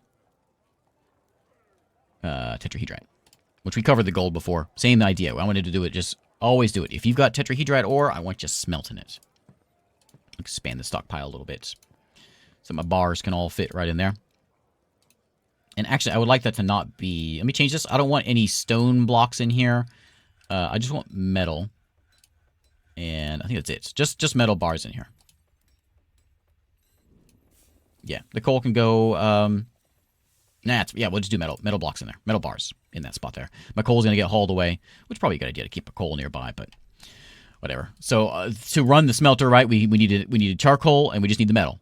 The ore. And so they're going to work on that. Once we get copper brought in here, then we can start working the metalsmith's forge. We'll give them a minute to go and do that. And a good place to like station someone. We'll talk about stationing things, but down here in the caves, we could set up like say we want someone to station down here in case any cave crocodiles or olms come walking through. We can have them defend it here, or maybe outside the front door we can have a station for our dwarves. And to do that, let's talk about training. Because I think this copper isn't quite here yet. When that comes, we'll go gear ourselves in a minute once that gets done. So, training orders. A little more complicated, but it's an important part. Because right now I have a bunch of dwarves here that have no training, and they don't know what they're doing. No relevant skills. They don't know how to fight. We need them to learn how to fight. So, let's go and build ourselves a barracks first. Wrong button. Barracks. I carved this out earlier for this purpose. So I'm going to get a barracks in here. And all of that gear that we're getting made, it's going to go get stashed in here. And we're going to make sure that we get each squad. We'll click on this thing to make sure our squads are set in here. If we wanted to make things like bedrooms in here, we could have them like sleep in the barracks. But they're going to have all of their equipment stored in the barracks. A good place to put a barracks is at like the front of the fortress. So if you get attacked, they have to go through the barracks before they get to anything else. So your soldiers are already there. And if you want to put bedrooms in there, you can have them sleep in the barracks as well. But we'll just do that for now. So we need to get some cabinets and chests placed in the barracks. If we want them to train, we will do that as well. Let me go ahead and get these cabinets. We'll get a cabinet and a chest made for this room. Do I have wood out here? I don't have any wood. Let me go chop some trees. Oh, chop that. And we'll get that set up in there so they can stash their stuff. For training, we want them to go and like the archers can go and train down here. So we'll go to military and we'll set up an archery target. And we'll put it in right there. It's fine. We'll make it out of rhyolite. It's laying next door. So we'll have a target there for them to train with their bows. So there you go. Archer target's getting made right now. There we go. And let's go set up another what's the word? Zone here and build an archery range. And we'll just do it something like that. Except, now this archery range, which way are they facing? We want them to be shooting that way. So stand over here and shoot this way. So that's what that is marked as. And this is going to be for my Stormy Towers squad because that is my archer squad. So they can go and train now there. Now, I haven't set any training orders up yet. So we'll get there. What's the alert? Oh, the elves have arrived. Is that you have unicorns? Is that what that is? It is a unicorn. Elven unicorns. Unicorns. Elves are nice because they got a bunch of animals. We can go take those animals and slaughter them and get some leather. Don't tell the elves. Maybe do tell the elves. Okay, so are you making that? Yeah, you are smelting the tetrahedrites. Let me get geared out, and then we'll talk about like scheduling. I started jumping the gun there a little bit. Let's do that. So let's get our guys done first. So if this forge here, let's go get some armor. We've got copper now. We should be able to see it here in our stocks. We've got some gold bars, some silver bars. We got 8 copper bars now. So we can make 8 things, basically. What's fighting? Cave crocodile is fighting. Oh, yeah. All kinds of stuff is going on over here. Smear of dog blood around there. Babies. All right. Let's go and get some copper things made. So armor. We want some copper. We have 8 things. We have copper weapons. I think is what it said. Yeah, they've got stuff. You have anything good? Silver warhammer. That's good stuff. So let's go put in some copper breastplates and things. I think I forgot to save last time so this is the same 3 babies getting born from last time. Let's make 3 copper breastplates. We can do breastplates. We can do male shirts. Something to cover our body. So we'll make 3 breastplates. We can do it as a work order as well, of course, if we want. Copper breastplates. And we just need 2 more of those. And then we'll make, we want leggings. So our legs are covered out of copper. You will learn some metal smithing of your own playing this game because, well, you'll learn about things like a silver warhammer. Silver makes a very good warhammer material because it's heavy, but it doesn't keep a very good edge. If you want something like that, you need like steel or iron. Iron, they make great axes and spears. And that all is factored in here. It's Dwarf Fortress. That's how they, it's a game about dwarves. It should pay attention to its metal properties, I suppose. So they're getting made now. Old Regoth is over here smithing out some breastplates, leggings, and helms. And as we see, they'll start equipping them as they get them. Looks like the archer's all geared up. He has a few bolts. And Sarvesh is the only one waiting for his breastplates. We got 1 there. And some of them are picking them up and actually putting them on. Water skins are getting made and getting carried around. We can get some backpacks. If I have leather around, I don't think I do. We can go put some backpacks in here. I'm not going to trade with the elves. We could go over here and like just take their stuff. So I'm gonna go over here. Like, hello elves. Let's trade, shall we? So, elves. If you don't mind making the elves angry... Ooh, they have a cougar? They have a hippo? A lot of the stuff that they have, we can't wear. Or we can't use. Actually, no, that's fine. It's fine. Yeah. So, we can trade with these guys. We've seen how to trade. We can go kill the guys if we want. We can just take it. Hey, I'm going to mark everything. This is mine. Take what you wish. I can't stop you, says the elf. So, we take all his stuff. We get some... the unicorns are like his pack animals, I guess. We now have a cougar in our stockpile. We're going to grab this stuff and bring it on in. So, you can do that kind of thing if you... if you want to make some elves mad... And that's the kind of stuff you can do. There's an Olm in our fortress. So while we're getting equipped here and haven't set up scheduling yet, let's go and kill this thing. So we've got 2 squads here. We're going to go fight them. We can go... I've shown this before. We go click on this and we just click on the thing and we fight. Hit confirm. They're going to go kill the one thing. You can also go and select this if there's multiple things, like you get attacked, like a siege. You can click a box select and select everything in that area. And it'll confirm, kill everything in that area.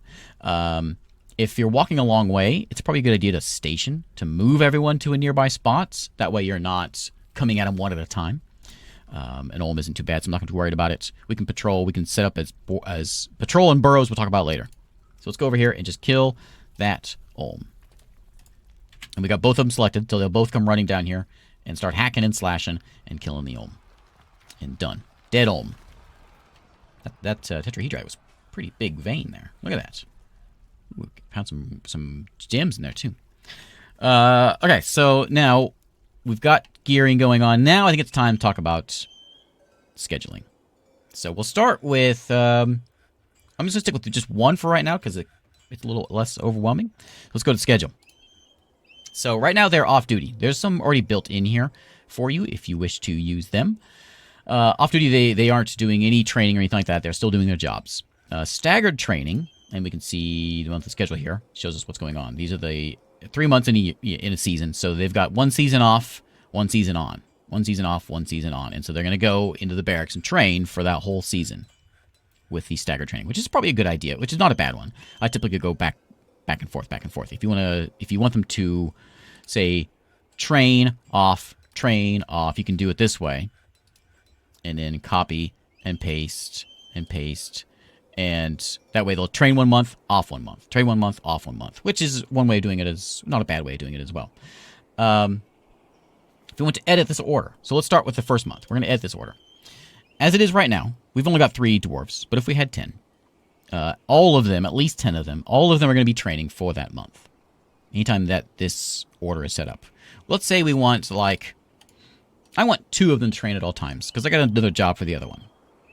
So I'm going to remove this training order. I'm going to set 2 of them to train. So at least 2 are going to train. We want to do 1 more, because I want 1 soldier, however, to go stand in a burrow. Let's do patrol. We'll talk about burrows in a second. I want 1 soldier to patrol. So we're going to hit the patrol button.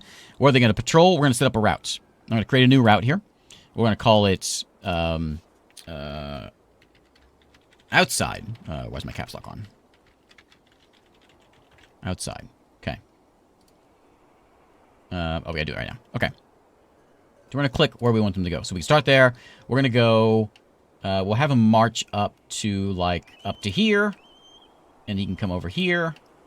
And just kind of patrol the perimeter. Not here where the animals are, too. So there's his patrol route. He'll just kind of run around that way. Confirm. So 1 guy, it doesn't matter who, 1 of them will go out and patrol. The other 2 are training. And that is my order. This is going to be my train patrol order. So there it is. We can copy that and we can paste it every month, or whenever you want to do it. If you want off-duty months, like in the spring or whatever, you need to get some planting done. That's fine. So there you go. So that is now their order. So now if we watch these guys, there should be one already out here running around. Is that him?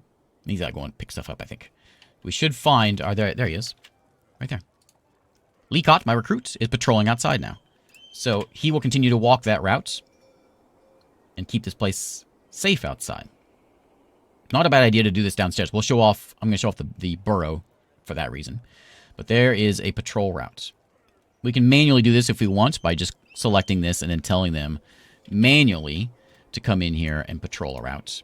We can create a new route to do it that way and make a route that they will do until you cancel it. But right now, that's his monthly job, and every month someone will go do that. And the other two are going to be in here training. And that's what they're doing from now on. They're not going to do any more work. They're going to be in here training. For the other squad, let's show off a burrow. So we're going to come down here. A lot of things are coming up these stairs. And I would like someone to be stationed down here in the caverns to keep this stuff from coming in. So we're going to make a burrow, and that is this this poppet-looking board here. And we're going to go select a new burrow, and we're going to tell them where we want it to be. We want it to be, like, basically just right in here. In this area here. We can select a color if we want to do that of the burrow or whatever. Sure, fine. That is our burrow. This is going to be the caves. In this burrow, we're not going to assign anyone to it specifically. You can set one person to be stuck in this burrow. Say you've got a were attack and you want to separate the ones that have been bitten. You can separate them and lock them up. That's one way you can do that.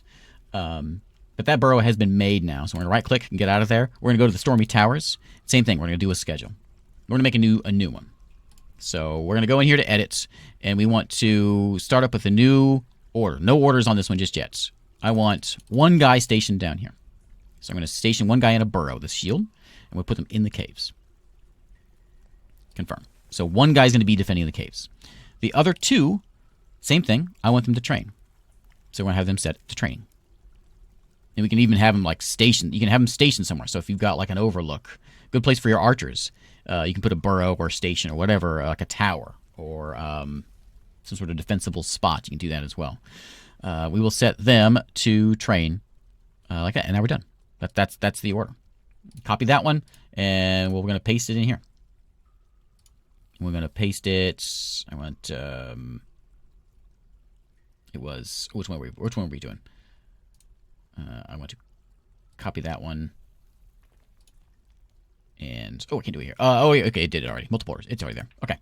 So there we go. So we got that order is for our archer dwarves. And one will come down here, and we'll see him in a second. He'll come down here and defend down that place down there.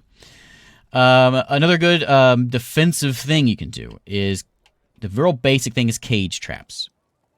So let's go make a cage. Actually, we probably have some because we just stole some from the elves. We're going to make a cage, and we're going to make a rock mechanism. I think we have some laying around, but that's how you make those two things. And then we're going to come in here and build a cage trap, which is in machines, I think. Oh, it's in cages. Cages and restraints. Is that it?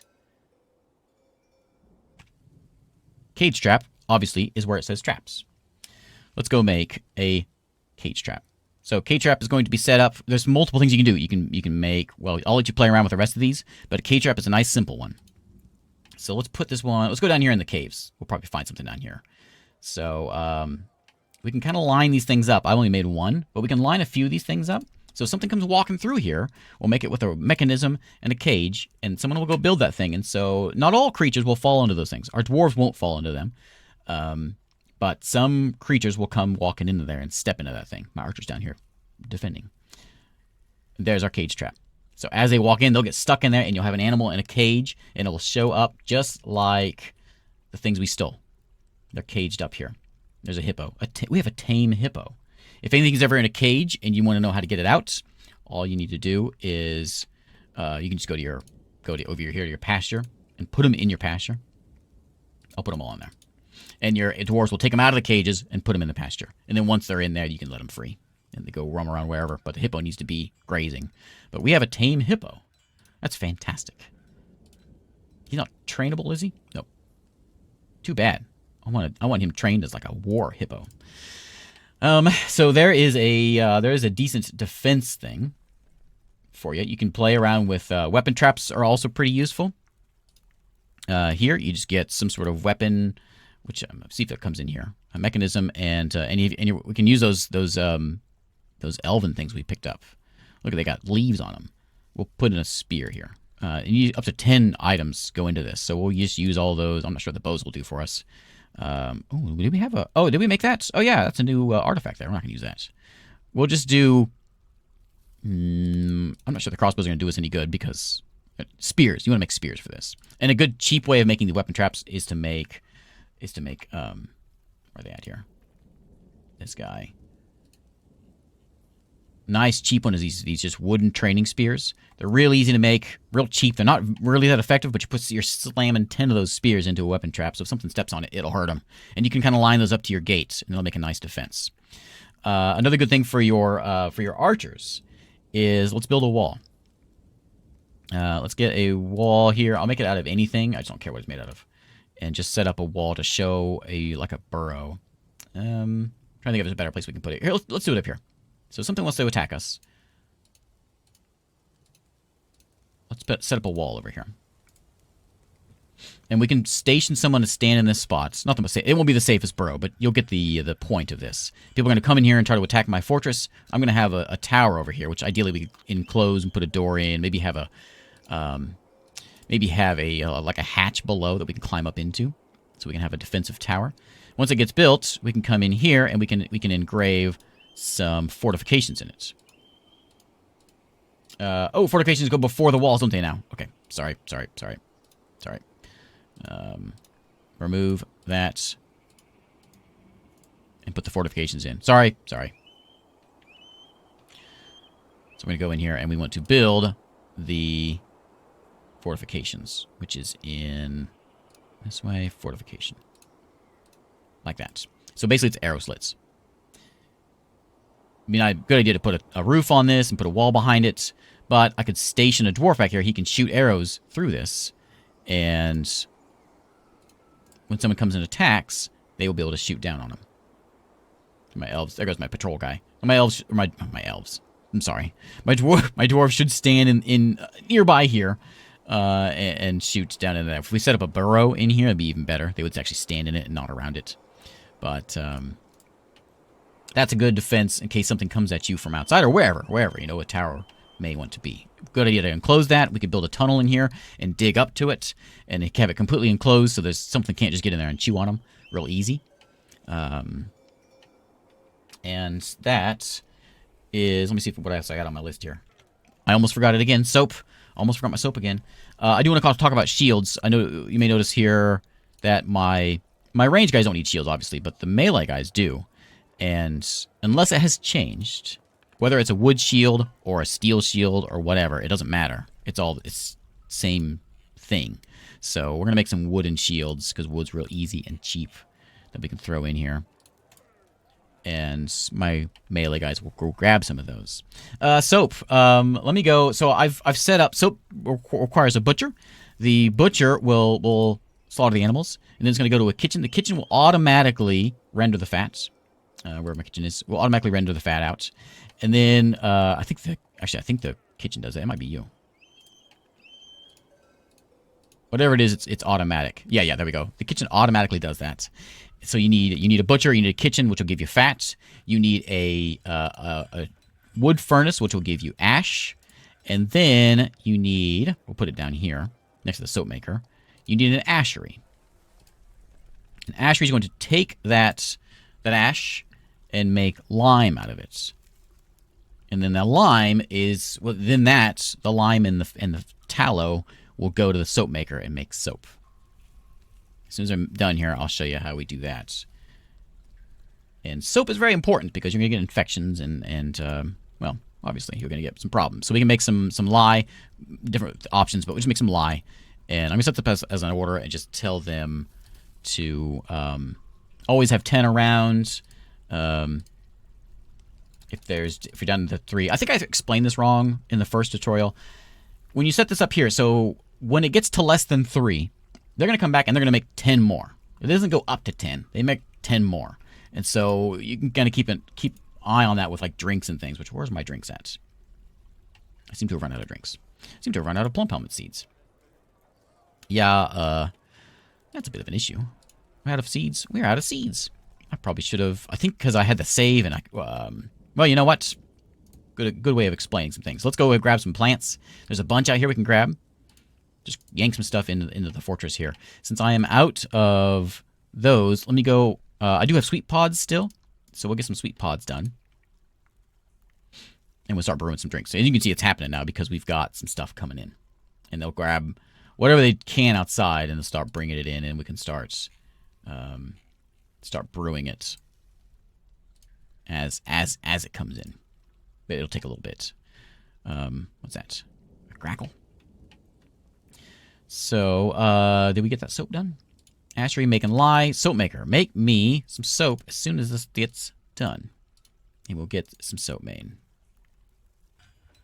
Alright, I ran out of fat. I had to get some animal slaughter, but we got fat getting rendered here in the kitchen. I didn't actually set that up. It's just automatic. We can tell them to do it now if we are desperate. And once that gets set up, we should be able to get some soap in here. Hopefully. Soap has been the demise of this fortress for some reason, because I keep on starting it and then forgetting and then not having any fats. It's actually a good work order to set up. So whenever we can do it, we can just have soap from some tallow. And if it gets below, there's some fighting going on. Well, you'll start hearing that a lot whenever you dig down in the caverns. Because there is... What's going on? A March Dwarf is fighting a giant elm. So it's probably happening down... oh, actually, I guess they got past my defender. How are we doing here? Well, I promise we'll make it one of these days. Maybe. There we go. Is it happening? Are you doing it now? Render that fat.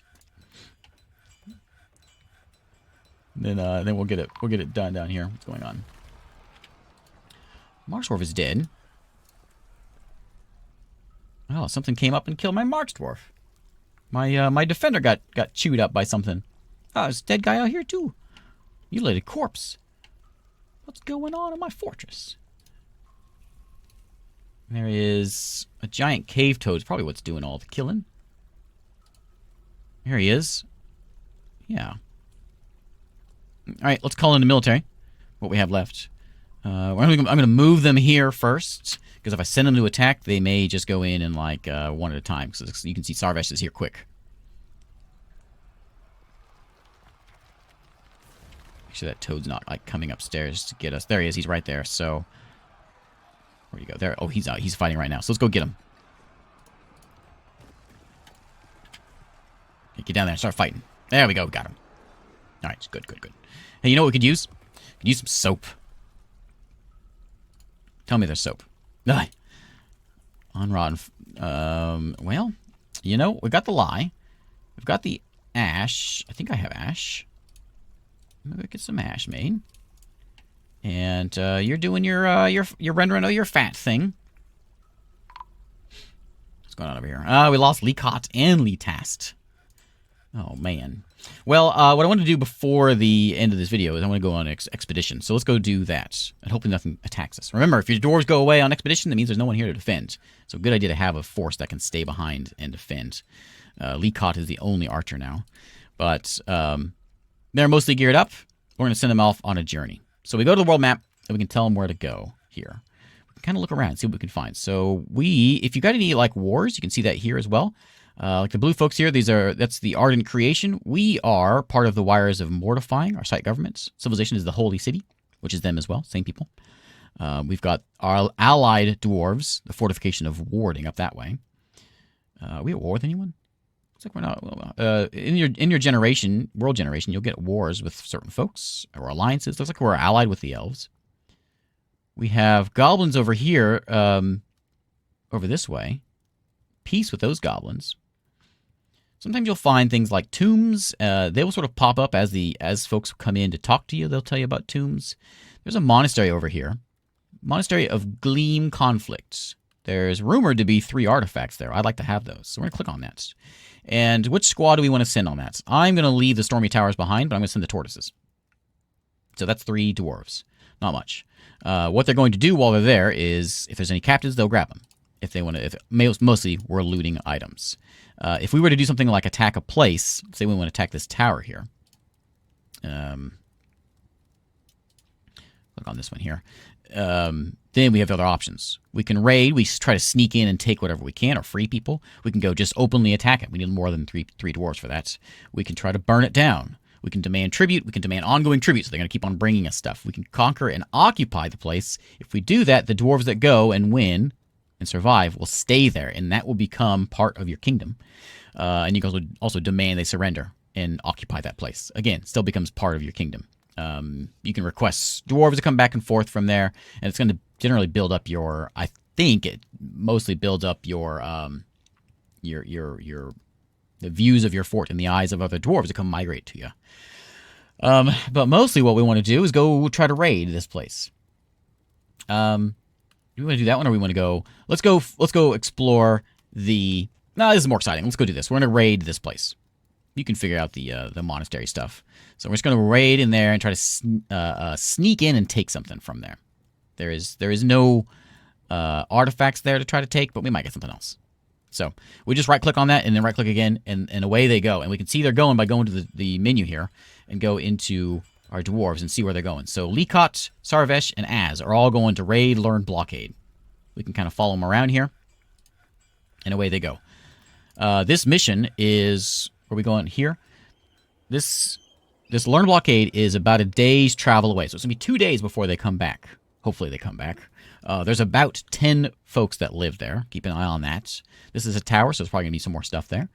And anything that happens, we have no control over. We won't even hear about it until they get back. If they don't come back, well, we'll know we'll have some missing dwarves. And they may capture some of them.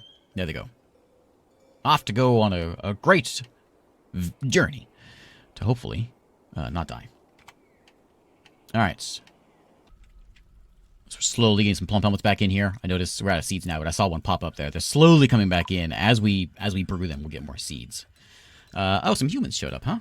Human caravan. Well, we'll go talk with him. Is he still out patrolling? Good dwarf. Yeah. Still out patrolling outside.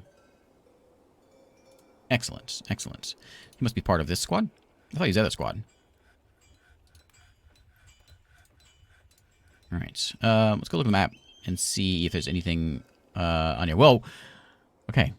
They haven't. I don't think we got word that they returned yet. Did we see that? Caravan has arrived. They haven't returned yet, but we got a little bit of a sneak peek of what. Oh yeah, that did come right. So no, it's not them. So I've been keeping up with my notifications, so I haven't seen what's going on here. But as they come back, we're going to get a report on this. Oh, they did come back. I guess I just missed it. All right, so we have a report on the raid for Learn Blockade. Let's see what happens. This will give us a step-by-step thing. We can see the feats go out to the raid, and we attack. The Holy City attacked the Flags of Crystal. That's that tower over there. Unknown civilization. We don't know who these guys are, but Az led the attack. The defenders were led by a dwarf necromancer, Shorast. The necromancer Shorast, his tactical planning was superior to ours. It's a good thing to have a good leader. In the end, they also had a strong positional advantage. We came in and tried fighting. They clashed with some animated elves there, undead. And he has... we happened upon a couple folks. The dwarf Az was imprisoned by the Flags of Crystal. So we ran in there, one of us got captured, and the rest of us took off. And we can see that when we click on here now. We can click on this fortress, or just highlight over this fortress, and you can see we're at war with those guys now. We weren't before. They didn't know who we were. We're at war with them now, so they may may attack us, and Az is a prisoner there. So if we want to raid them again, which I don't want to right now, but we can raid, and we will try to free our captives in there. We'll try to get him out, bring him back home. So that's how that works. Is this where it is? I just completely missed. I haven't been watching this at all, and I've just missed my notification. All right, so I've set up a stockpile for some fat, so we can maybe get some soap from tallow, which I can't get. Let's go talk to these humans and see what they've got for us. We'll send anyone over here to come chat and see what they've got. To get that under control. And I'm just never going to get soap in this fortress. It's just forget about it. No soap. All right, what have you got? If you need to search, you can always search for things here. Humans, what have you got? You got some, like, instruments, some toy boats. They've got cages. If you ever run out of things like... What kind of animals you got? You got a slug? Does he get a slug? All right. They got a camel in there. They have some wine if we're low on drinks. Might not be a bad idea. They probably won't have any kind of seeds like what we're looking for, probably, because they're going to grow outside. They do have potatoes, though. If we want to grow some potatoes, we can do that. We can grow outside. Nothing wrong with that. Cloth is always a good thing to grab. It's always, leather's pretty cheap. I can't actually buy this stuff because I don't have anything to trade to them. But they can get leather from traders pretty cheap from anybody. And that's a quick way of getting a decent defense armor anyway. A nautilus. Shark. These humans have some exciting things. And then, of course, any books that they may have, like these scrolls here are nice to have around. The World of the Elf. That's expensive, but we can toss that into our library. If you want to make a library, just like you make a temple, people will come visit. It'll add wealth to our fortress, and our fortress will be worth more, so people will come visiting us and migrate here. And I think that covers it for military. I think it's all... I mean, it wasn't a very successful day as far as going out and doing the killing, but you get the idea. This fortress will have soap one of these days. You are rendering fats. We can keep slaughtering as much as we can, but we're not getting a lot of fats. I can't believe I have a cougar. I wish I could train the cougar. So we'll slaughter the cougar. We'll slaughter these things just to see what we get out of them. And we'll use that tallow, which gets rendered here at the kitchen. Eventually. Oh yeah, baby? Another baby? So many babies in this fortress. And this guy will butcher everything. And all that will eventually go here, render the fats. Fat, ash, and lye make soap. Believe me, I know you probably aren't believing me because I can't seem to get any fat or any soap in this fortress. But, no. For your hospital, I only set a doctor up, but you can get a diagnostician. You probably need to get all these set up. So get someone that will come in here and will do some diagnosis to say, yeah, you're hurt. Doctor will come in and fix you up. You get a surgeon in here, a bone doctor. All these things are good things to have filled in for your doctor's office, especially when you start getting bigger groups of dwarves, because you're going to have some issues with, I don't know. I'm going to set a work order up. Maybe it'll happen one of these days. Maybe it'll happen. Anyway, thanks for watching. And I will see you next time. I do have a Discord, so if you have any Dwarf Fortress questions, I'll try to answer in the comments. There's a lot of Dwarf Fortress talking going on in my Discord. I'll have a link below for that if you want to check that out. But I'm also a little quicker at responding there than I am YouTube comments. But anyway, thanks for watching. And if you have any ideas about soap, next tutorial is going to be all about just making soap. They're making soap. I don't believe it. Dewsum is making some soap. Hallelujah. All right, we're going to have soap in our doctor's office. There we go. We got a soap. We got 2 soap. All right, that's the high note I was looking to go out on here on this this video. So thanks for watching. I hope the military has been covered. If it hasn't, please let me know, and I'll try to cover everything else. Next, if I do another video on this, it probably will just be just a general cover of whatever questions I've gotten that I haven't answered yet. So, there you go. Thanks for watching, and I will see you next time. Have a good one. Hello, welcome back to part 5 of our Dwarf Fortress tutorial. By this point, my goal with this tutorial series is to get you to where you're set up with a sustainable fort. Not to teach you how to play Dwarf Fortress, but just to teach you how to get your fort set to where you're not worrying about food, you're not worrying about drinks, you're not worrying about the occasional crocodile that wanders up into your fortress, and you can begin to enjoy the game. Because I realize this game can be kind of frustrating at times, especially early on, whenever dwarves are dying or getting dehydrated or things just aren't getting made, and you don't know why.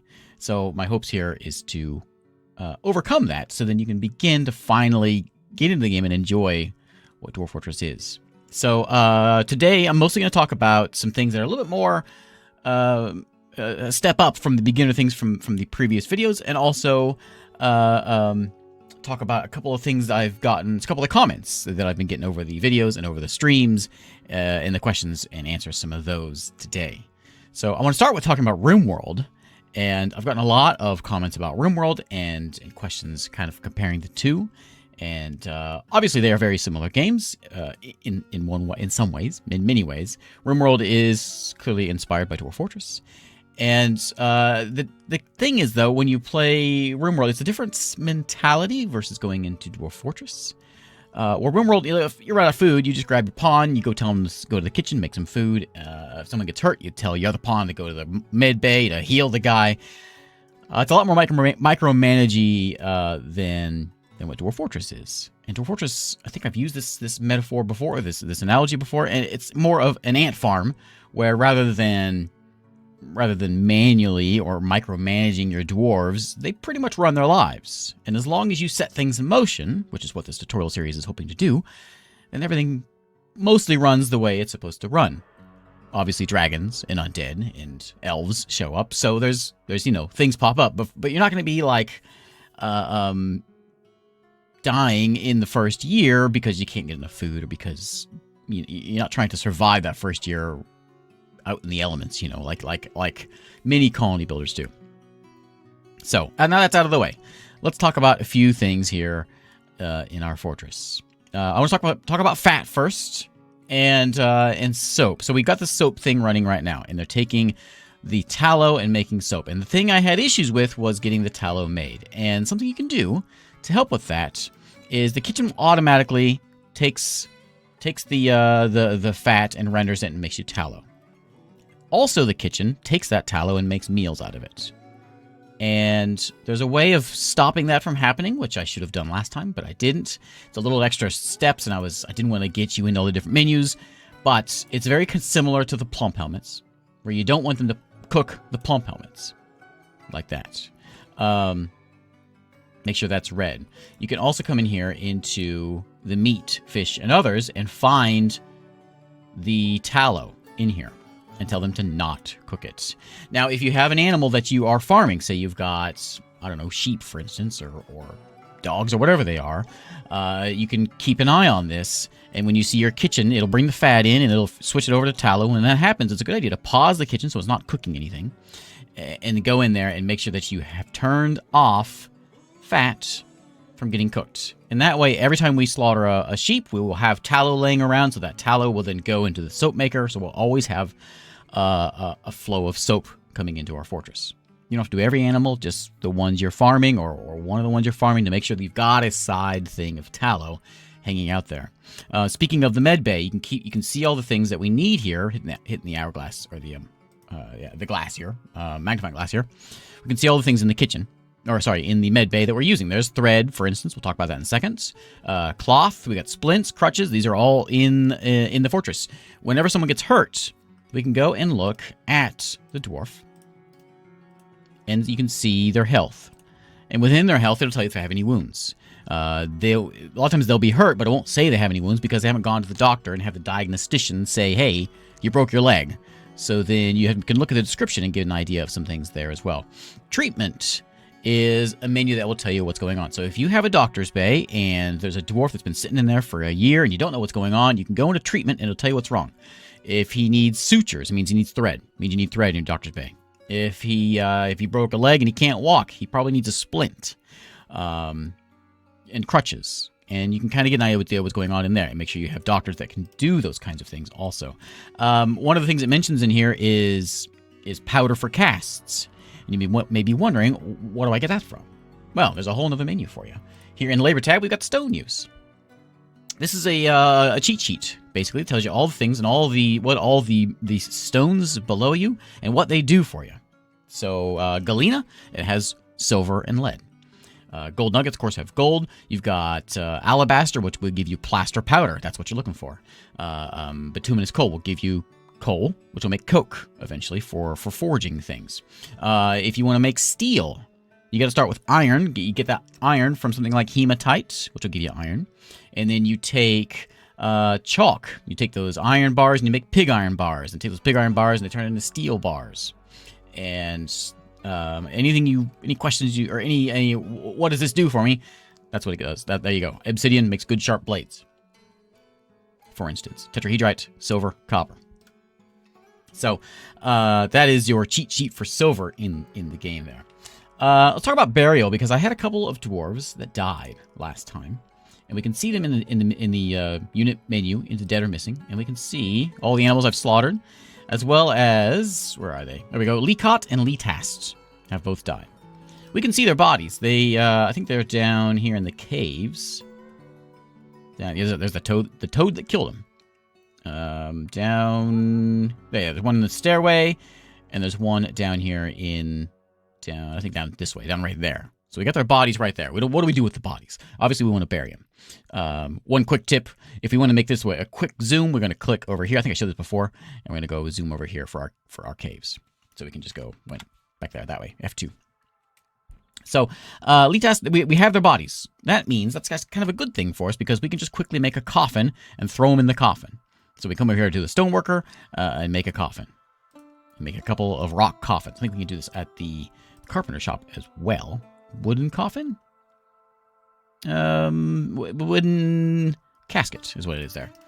Now, if you don't have a body, you may notice you'll get a ghost haunting your fortress at some point. And there's a different way of doing it. You can't bury no body. So we have to go get ourselves a slab. We're going to come over here and make a rock slab. There's actually two different ways of, or two steps to this. You make the slab, and then you have to engrave their name in the slab and stick the slab out there like you would a coffin. I'm going to get this this poor guy out in dumping stockpile, which I think I have a dumping stockpile set up. I may not. There's someone's nose there as well. If I don't have one of those set up, we need to make sure we get a dumping stockpile. I think I do, but I don't remember if I do. So we're going to garbage dump. We're just going to throw it over the edge here. There we go. It'll tumble down the hill there. Is that what you're doing? Nope, you're going to pick up... Oh, you're my patrol guy. Yeah. What is that bouncing around in there? What do they have in there? Something bouncing around in there. All right, so they're going to make those tombs, the caskets, and the slabs. Now, once they get them made, we're going to construct them just like anything else. Construction, we can come in here. We've got, or sorry, in furniture, we've got a burial, which is a tomb. We can set up a burial tomb somewhere in the fortress. I'm going to stick one. We'll stick it right. We'll put it down here. One tomb. We got a casket. We'll put in a nice pink one there. Also, the other way of doing this is the slab. So we'll do one of them in the casket. The other one will go in the slab. We'll go, once we make the slab, anything they're making you can see gets thrown here down this way. There's a bunch of blocks hanging out. There's a cabinet there. The slab has been made. It's down here. We're going to tell them to engrave that slab. So back at the stoneworker shop, we go to add task, and we want to engrave memorial slab. Now it's going to say, who do you want to engrave it to? Well, let's go give it to Leacott. I think that was one of them that died. So we can give Leacott an engraved slab, and we hit do it now. So they're engraving that very same slab is getting engraved with Leacott's name on it. They're working on it right now. In a minute, they're going to be done, and we will have an engraved slab with Leacott's name on it. And we can place it out there just like... are you different, Leacott? Oh, no, that's that one. Okay. Okay. Yeah, we know Leacott's dead. So that is going to now a rhyolite memorial to Leacott. So this is a good, like if Leacott's body was underwater or fell in some magma or, you know, who knows, got burned up by a dragon, then we need to make a slab because otherwise she's going to start haunting the fortress because her body needs to be put to rest. So we're going to go and place a slab over here. Now, which slab do we want? We have to go make sure we pick the right one because we have to hit this arrow here and pick the right slab to put in that spot. And then you can do it on anything. Like if you've got 50 cages, you got to pick which cage you want to put out. That's where you would do that. So there is burial. That has been made. We're going to make that into a tomb. So we're going to hit the tomb button. I hope this changes at some point, but for right now, you have to make every tomb has to be its own square. And so this is now Leacott's square, and we can make a new one, which is back over here. And we're going to go into tomb and make that and accept. So there is our tombs to whoever. This is Leacott's tomb, and actually put Leacott's body in there. Or put a lot of stuff in there. I'm going to kick her out of there. And I want to... Actually, what we can do is we can come in here this way, and we can change this. Easier way of doing this. And set this thing up as... So typically, you wouldn't have a body when you make a slab. And I actually don't know how to take this off of them. Otherwise, other than just like removing the tomb and then redoing it. If someone knows, let me know in the comments. See if that works. And that make that Leatast's one. Leacott's stuff is in there. We can kick it out of there if we want. I suppose we'll find out if that works. We may have to make another one of those. Leacott may get a slab and a tomb because we have a body. And well, I guess we'll find out. Well, let's go make that other burial right there as well. There we go. Okay. I talked about burrows before, where we saw how to move our troops into burrows. I do want to touch on getting burrows for your people, for your citizens. It's not a bad idea to set up a burrow, basically covering your entire fortress. Anywhere that you want, like if you get attacked, then you want to make sure that your civilians hide out in the fortress and don't go wandering around outside. Or if they come inside, if they're already outside, you make sure they come inside. And so you kind of highlight everything here and set this up as a new burrow. And if we want, we can set up who's in here. We want everyone to be in this burrow. If we do get attacked and we want to send our troops out, they will ignore this if we give them orders to go out and kill something. So we'll go ahead and mark everyone in there. We have to do that every time. We're going to go ahead and have it pause, though, because we don't want them to use it right now. But if we did want them to use it, we would just come in here and unpause it, and then they would all go inside the burrow eventually. Takes them a minute, but eventually they would go inside there. We can also turn this off, because this is like a safety burrow, to where they will not go outside and continue using their workshops. So we'll turn that off, and they will eventually make their way inside, which they're doing right now. So we can pause it again, and then they'll go back out and do whatever they need to do. So if you get attacked by something, a were creature, it also comes in very handy with the were creature, which I think I mentioned. You can separate the folks that got bit so that they don't, and then wall them off so that they don't terrorize the fortress when the full moon hits. And just keep people kind of locked away and safe from whenever things come and attack you. I talked about arrow slits before. I had to remove the wall to put the fortifications in. You don't have to do that. You can come in to your constructions. You can go to your engravings and hit carve a gap in a smooth wall to allow your archers, like that, and it does the same thing on a already constructed wall. I seized the elves' goods last time, and I got a few folks asking what happens. Is there any downside to stealing the elf stuff? And yeah, they'll stop coming back. You may make them very angry. They may go to war with you. It's not a good idea if you want to keep friends with them. If you want them coming back and keep trading with you, then yeah, don't do that. Also, when you trade, there is a value. And there's a value of how much the trader is getting profit. The better the profit you give the guy, the more likely they're going to come back with more stuff. And so again, like if the humans come in here, the dwarves are always going to be here every fall. But the humans and the elves will only come back if they think it's worth their time. Let's see. Farming. I want to talk about the farming thing. So I talked a little bit about thread in the med bay, and I haven't touched on a couple things with this, but if we want to make thread, we can do it at a farmer's workshop. We can do all kinds of things at the farmer's workshop. We can milk animals and make cheese. We can process some plants and make like syrup and things. We can shear an animal. If there's an animal to be sheared, we can do it. We got an alpaca there. We're gonna go shear that alpaca, which I think we just someone's got it marked. Someone's going to go and do the job. Where's that alpaca? There he goes. So it's happening already. So it's gonna give us some alpaca wool, which we can then go and spin some thread, and that'll give us thread. And now we need thread in here, if you don't remember.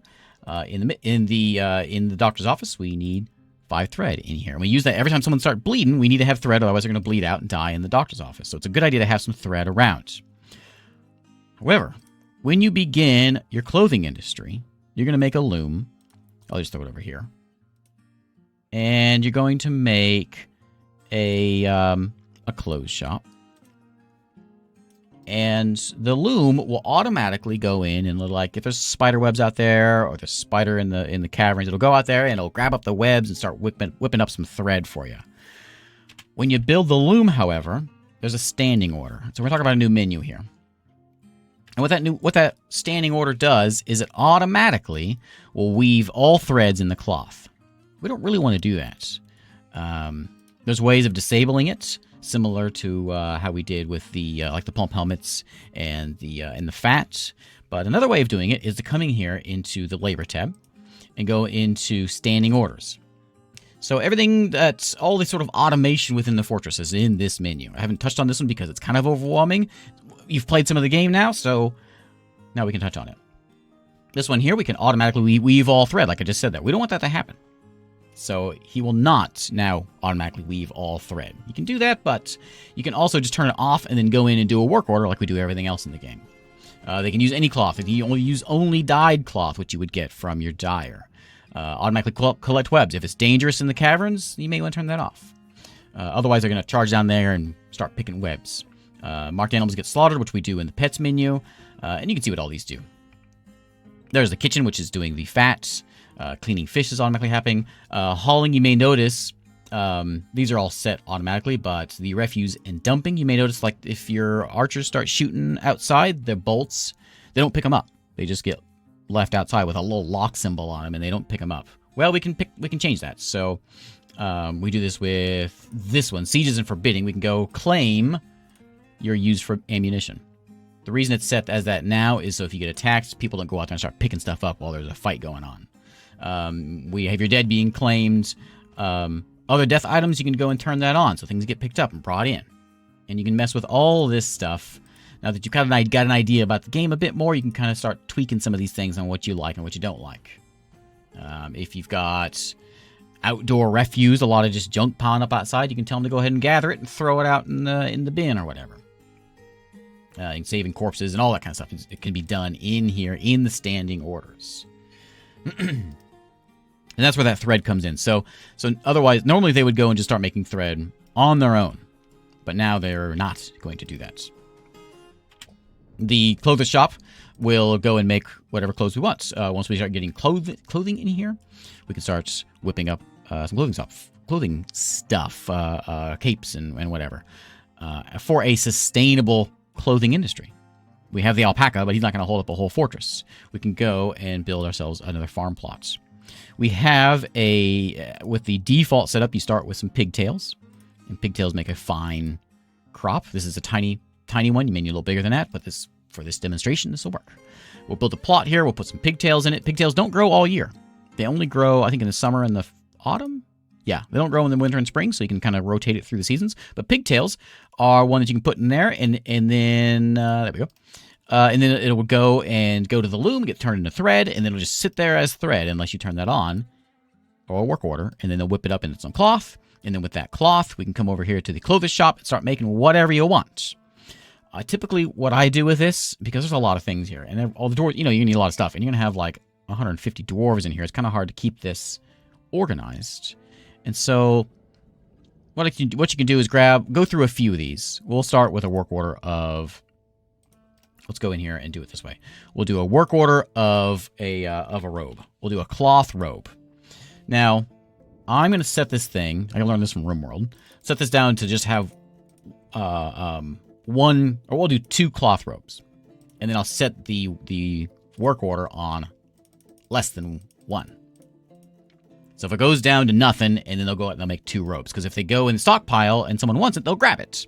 So that way you kind of keep the robes in there without having like a pile of 50 of them sitting in the stockpile. And you can do it with other things like socks and shoes and all the stuff to have kind of a clothing industry going in there. Because once the stuff gets bad, they'll toss it out and then they'll get new stuff. So that way your dwarves will have a nice fresh supply of clothing. It's one way to keep your dwarves happy.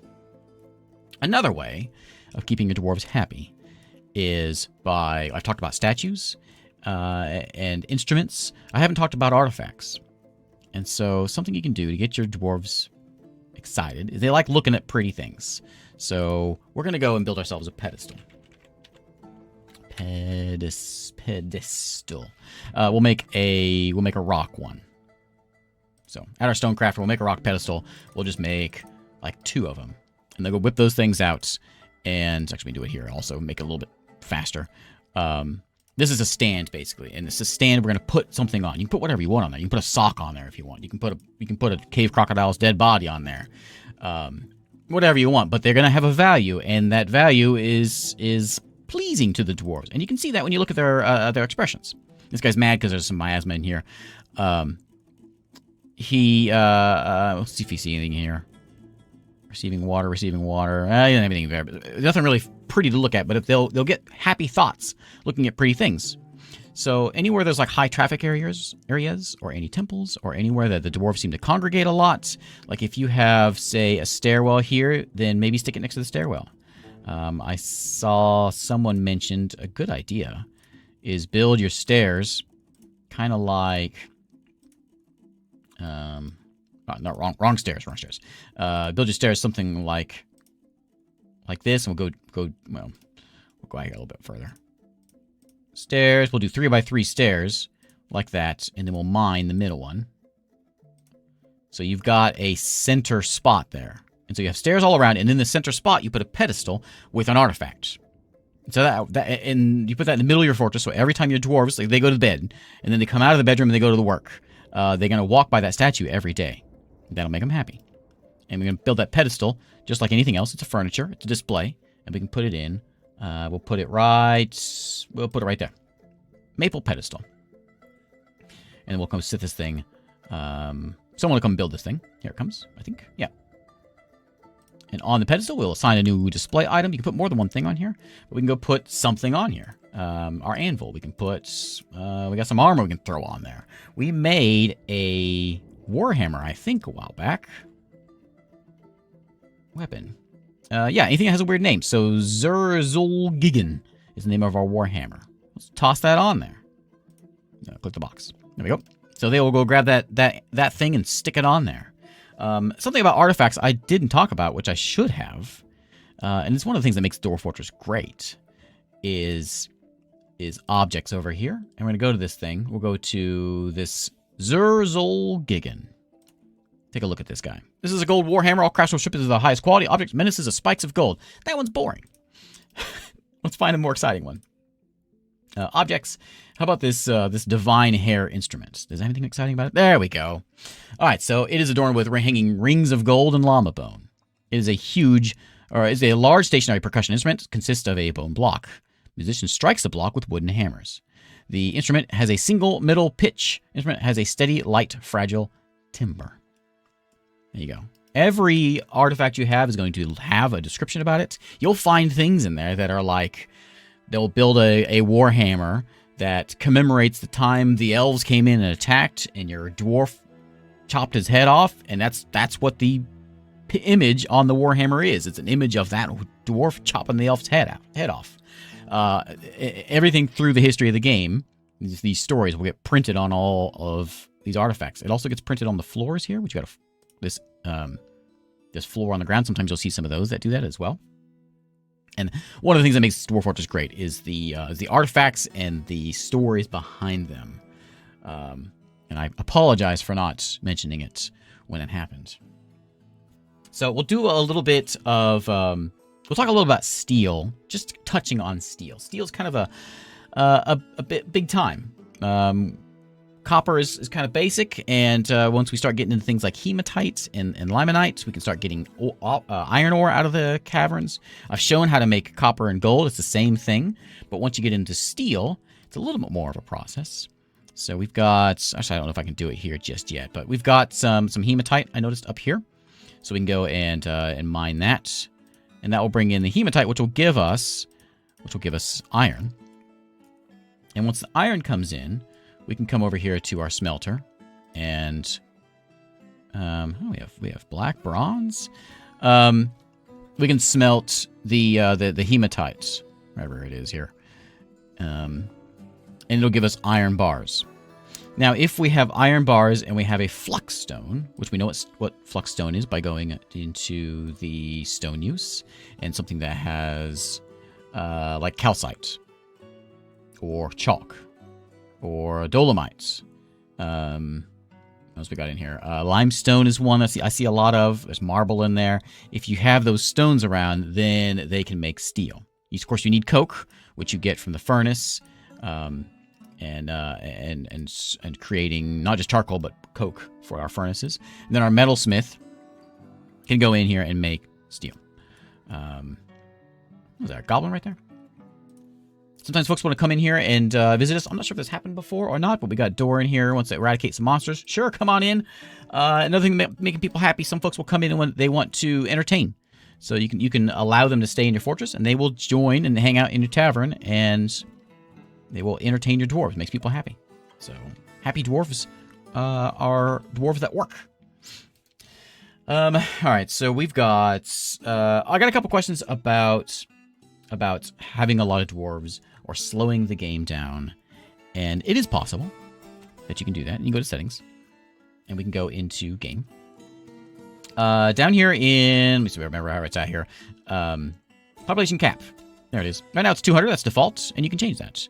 Go lower or higher if you want more. If your computer can handle it, do more. If you want to keep a small fortress, you can keep it lower. This is also like birth cap and visitor cap. All that stuff is thrown in here. If you want the game to run a little bit slower, there's two options. Maybe confused by. There is the FPS cap, which is there at 60, and we also have the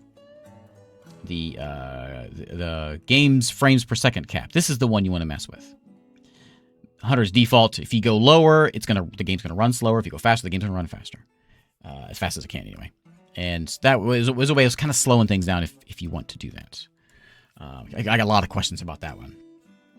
On armor reassigning, I've seen some questions about armor. So some folks came in here and they like deleted their metal armor thing. I had to make a new one. So we can go in here to Leecott. We can see his details, what he's got over here. Say we want to change something. So these are metal shields. And I talked about before that metal shields and wooden shields are the same. I forgot that metal armor has metal shields. So we can take off the metal shields and we can add on the any shield. There you go. So now any shield we grabbed, doesn't matter what material it is. And if we like it, we can call it number 1. And we can save it, confirm it as a uniform. So there we go. So now that is number 1. They'll go and reassign and go grab whatever they need to grab and get their gear. Hopefully, if they go get it. Hopefully they'll find something. It's still the same. It just changed the shield out. They'll go grab stuff eventually. I have had a problem. Hopefully this will get fixed soon, where they just won't pick things up. And so if I just go back in and just reassign it, then it'll kind of reset everything, and then they'll go back and grab their stuff. It's paused right now, which is why it's not doing it. But there you go. Now they got their stuff, and they have shields as well. So now they are set. I think that was my list. That was everything. If you have any more questions, let me know. I don't know if I'm going to do any more of these. Again, my goal with this series was to get you started with Dwarf Fortress so that you can get into the game and enjoy the game. I have seen some comments about, like, what do I do now? You've got your sustainable fortress, and everything is running fine. Everything is running, and you don't know what to do next. What's the next step? Well, that's where the game comes into a sandbox. And some of the fortresses I've made, I've you can do the standard sort of dig deep, build yourself a fortress, get yourself up to a barony, and then up to a county, and then work your way up to a mountain home. You got the king living in your fortress, build himself a throne room and all that. Of course, you can dig deeply and greedily. I will not say much about this, other than only that there is some exciting things and interesting things the deeper you go. You can, of course, go to the world map, and this will be a plenty of ideas with this. Each of these sites, of course, have, well, my prisoners over there. There's step number 1. A lot of these sites will have artifacts. We can go out there, and maybe we create a place that stores artifacts. We go out and steal all the things in the world and bring them to our tower. There's other places to go hunt, like monasteries and tombs we can go hunt through here and send our troops to go take care of. On another game that I have, I'll show it right actually. I have created a green glass tower. Rather than go down into the pits, I have created a very tall tower made of glass. I'm in a biome with sands, and I have just taken that sand, made glass out of it, and made a giant tower. And on this tower, also on this game, I've also made some people angry. I began down here on this island, and everyone was happy. We were allied with everyone. We are not allied with anyone anymore because I went and I wanted to go steal those artifacts. So I went and I bounced all these other places and found some things to steal. I made the goblins go to war with me. We are the blue dwarves. There was some elves down here that I stole from, and I made them mad at me. So now, like every year, when the dwarven trade caravan comes in, they give me new news, and I'm learning about all these different keeps that are changing sides. Like the goblins have taken a dwarven keep there. My dwarves took a couple of elven places over on this side. And so you can kind of see the war starting to take effect in the land where I started it. So it's I don't know. It's get something a point for me, I guess, for starting a war. There's one other thing I want to talk about. Other fortresses. So You can go out with build like a there's temples, temples in the game, and every game has a different pre-generated god or list of gods. You can go and create a traveling monastery, or maybe you go build on a volcano and you go worship the god of volcanoes. And maybe the goddess of volcanoes like sacrifices every once in a while. And bridges, pulling levers on bridges, make fantastic dwarf catapults. And if you make it in the volcano, you get points. I may or may not have done that. Praise on Tinty. There's a number of ideas there, but there's a few. I hope to hear some other ideas, other stories that folks have done in Dwarf Fortress, because that's a good way of finding out other ideas for what to do with Dwarf Fortress. One other thing I want to show. The other question I get a lot of is aquifers. So let's talk about aquifers. Last thing, this will be the final one for this video, is aquifers. So light aquifers aren't too bad. There are heavy aquifers. I do encourage you to stay away from those. Those require pumps. But light aquifers ain't so bad. So we're going to go Embark over here, and I'm going to show you what to do about an aquifer. It even gives you a warning about it. But it's really not too bad it's actually kind of nice, because you'll have water in your fortress, because you don't have to go digging around or trying to bring any rivers into you. You've got the water already right there. You don't have to dig into the caverns. But I'm going to show you how to dig into it safely. All right, so we begin here in a very cold place. We're going to go ahead and dig a couple of trees. We're going to chop a couple of trees to give us some wood. And then we're going to go and dig down. So we're going to take, we're just going to start digging straight down. We're going to go by 2 by 2 here. And we're going to go down just a couple levels here. And we'll let them dig. I'll zoom in here so we can see. You don't have to do 2 by 2. You can do bigger, you can do smaller, whatever. Just do your down stair and just go until you find the water. And it'll tell you when you find it. You'll get an alert here. There's an alert right there. So it'll stop you, and it won't dig. If you want to keep on digging, you gotta tell them, keep on digging. Make sure I click on that correctly. So we'll click on my spot here and keep on going down. And now they're going to go ahead and dig through there. So we're going to be kind of quick here, and they're going to continue digging. We're going to hit space, and we're on this level with the aquifer. So we're going to go ahead and tell them to go ahead and dig this out, like that. Okay, we'll finish that one up. And they'll come up here, and they will dig this thing out. And we're going to take those logs that we've got, and you can do rocks as well. And you see the water starting to seep in here from the aquifer. But all we have to do is come in and build ourselves a wall. Doesn't matter what it's made out of. I'm going to construct that. There. Ideally, you do this one level at a time, otherwise it'll start seeping in down below. We're going to start closing this thing up. If something gets interrupted, we can go and renew it. But now that has been sealed. I don't know if this is an aquifer right here. I think it was just level 1. It was just one level aquifer, wasn't it? Yeah, it was just that one. So we just have one level aquifer there. Oh, no, there's some here also. So, same thing. We're going to go and we're going to put in another wall. And I think actually this is an aquifer too. Yeah, it's a pretty deep one. So, and that's all there is to it. You go in, you gotta be kind of quick, because once the water gets too deep, you can't build in these walls. But this will clear it out, and then you put the walls in, which will seal off the aquifer. And the nice thing about this is it's going to give you, you're going to have permanent water. You don't have to go out and get it. You don't have to go to the caverns. It also will provide you a water source that will create mud when you need farming. And so you will have an instant farm, even on stone here. We can get a farm started. I showed that last time, or a couple times ago.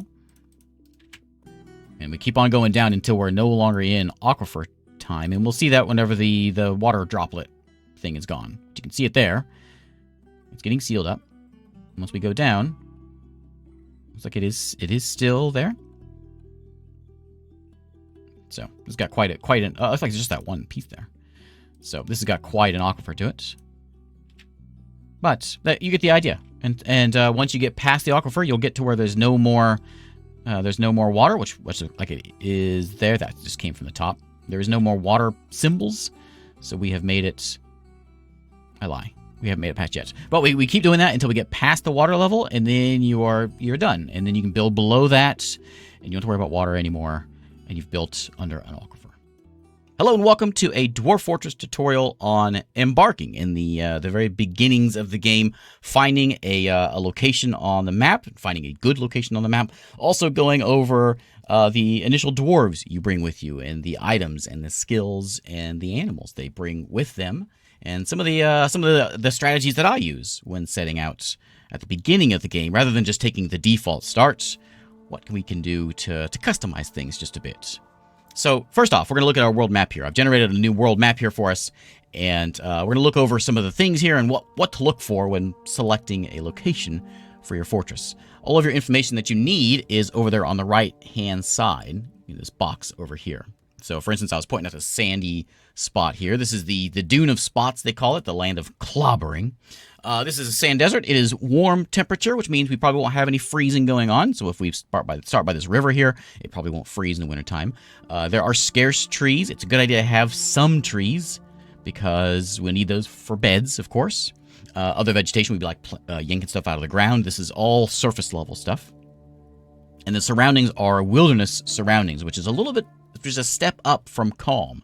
So it might be a good idea to stick with something a little more calm for the early days, which I think this is all wilderness. Well, see if I find some calm in here somewhere. There's also Untamed Wilds, which is just a step up from there. There we go. There's some calm down this way. The next thing to look at is, we'll go back over to this desert here.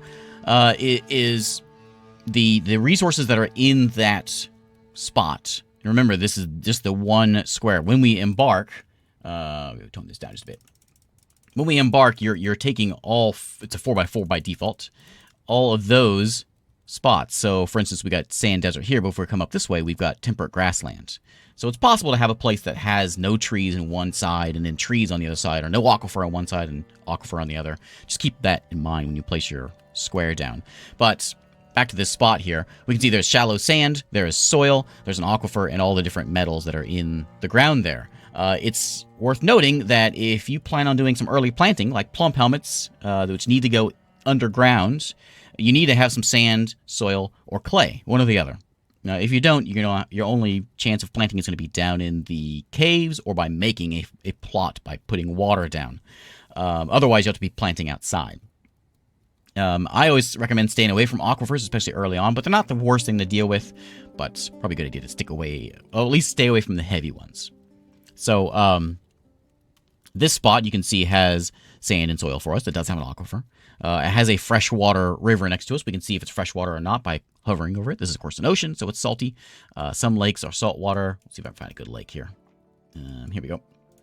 This lake, this is a brackish lake. It's brackish at some points and freshwater at other points. Freshwater we can drink.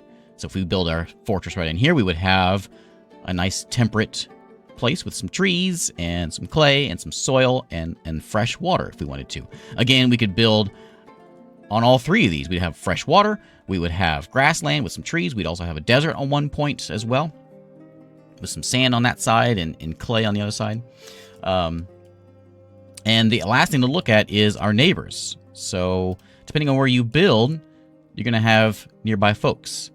So let's say we build like over here, back where my desert was. We've got humans that are a half a day travel south, which are these guys down here.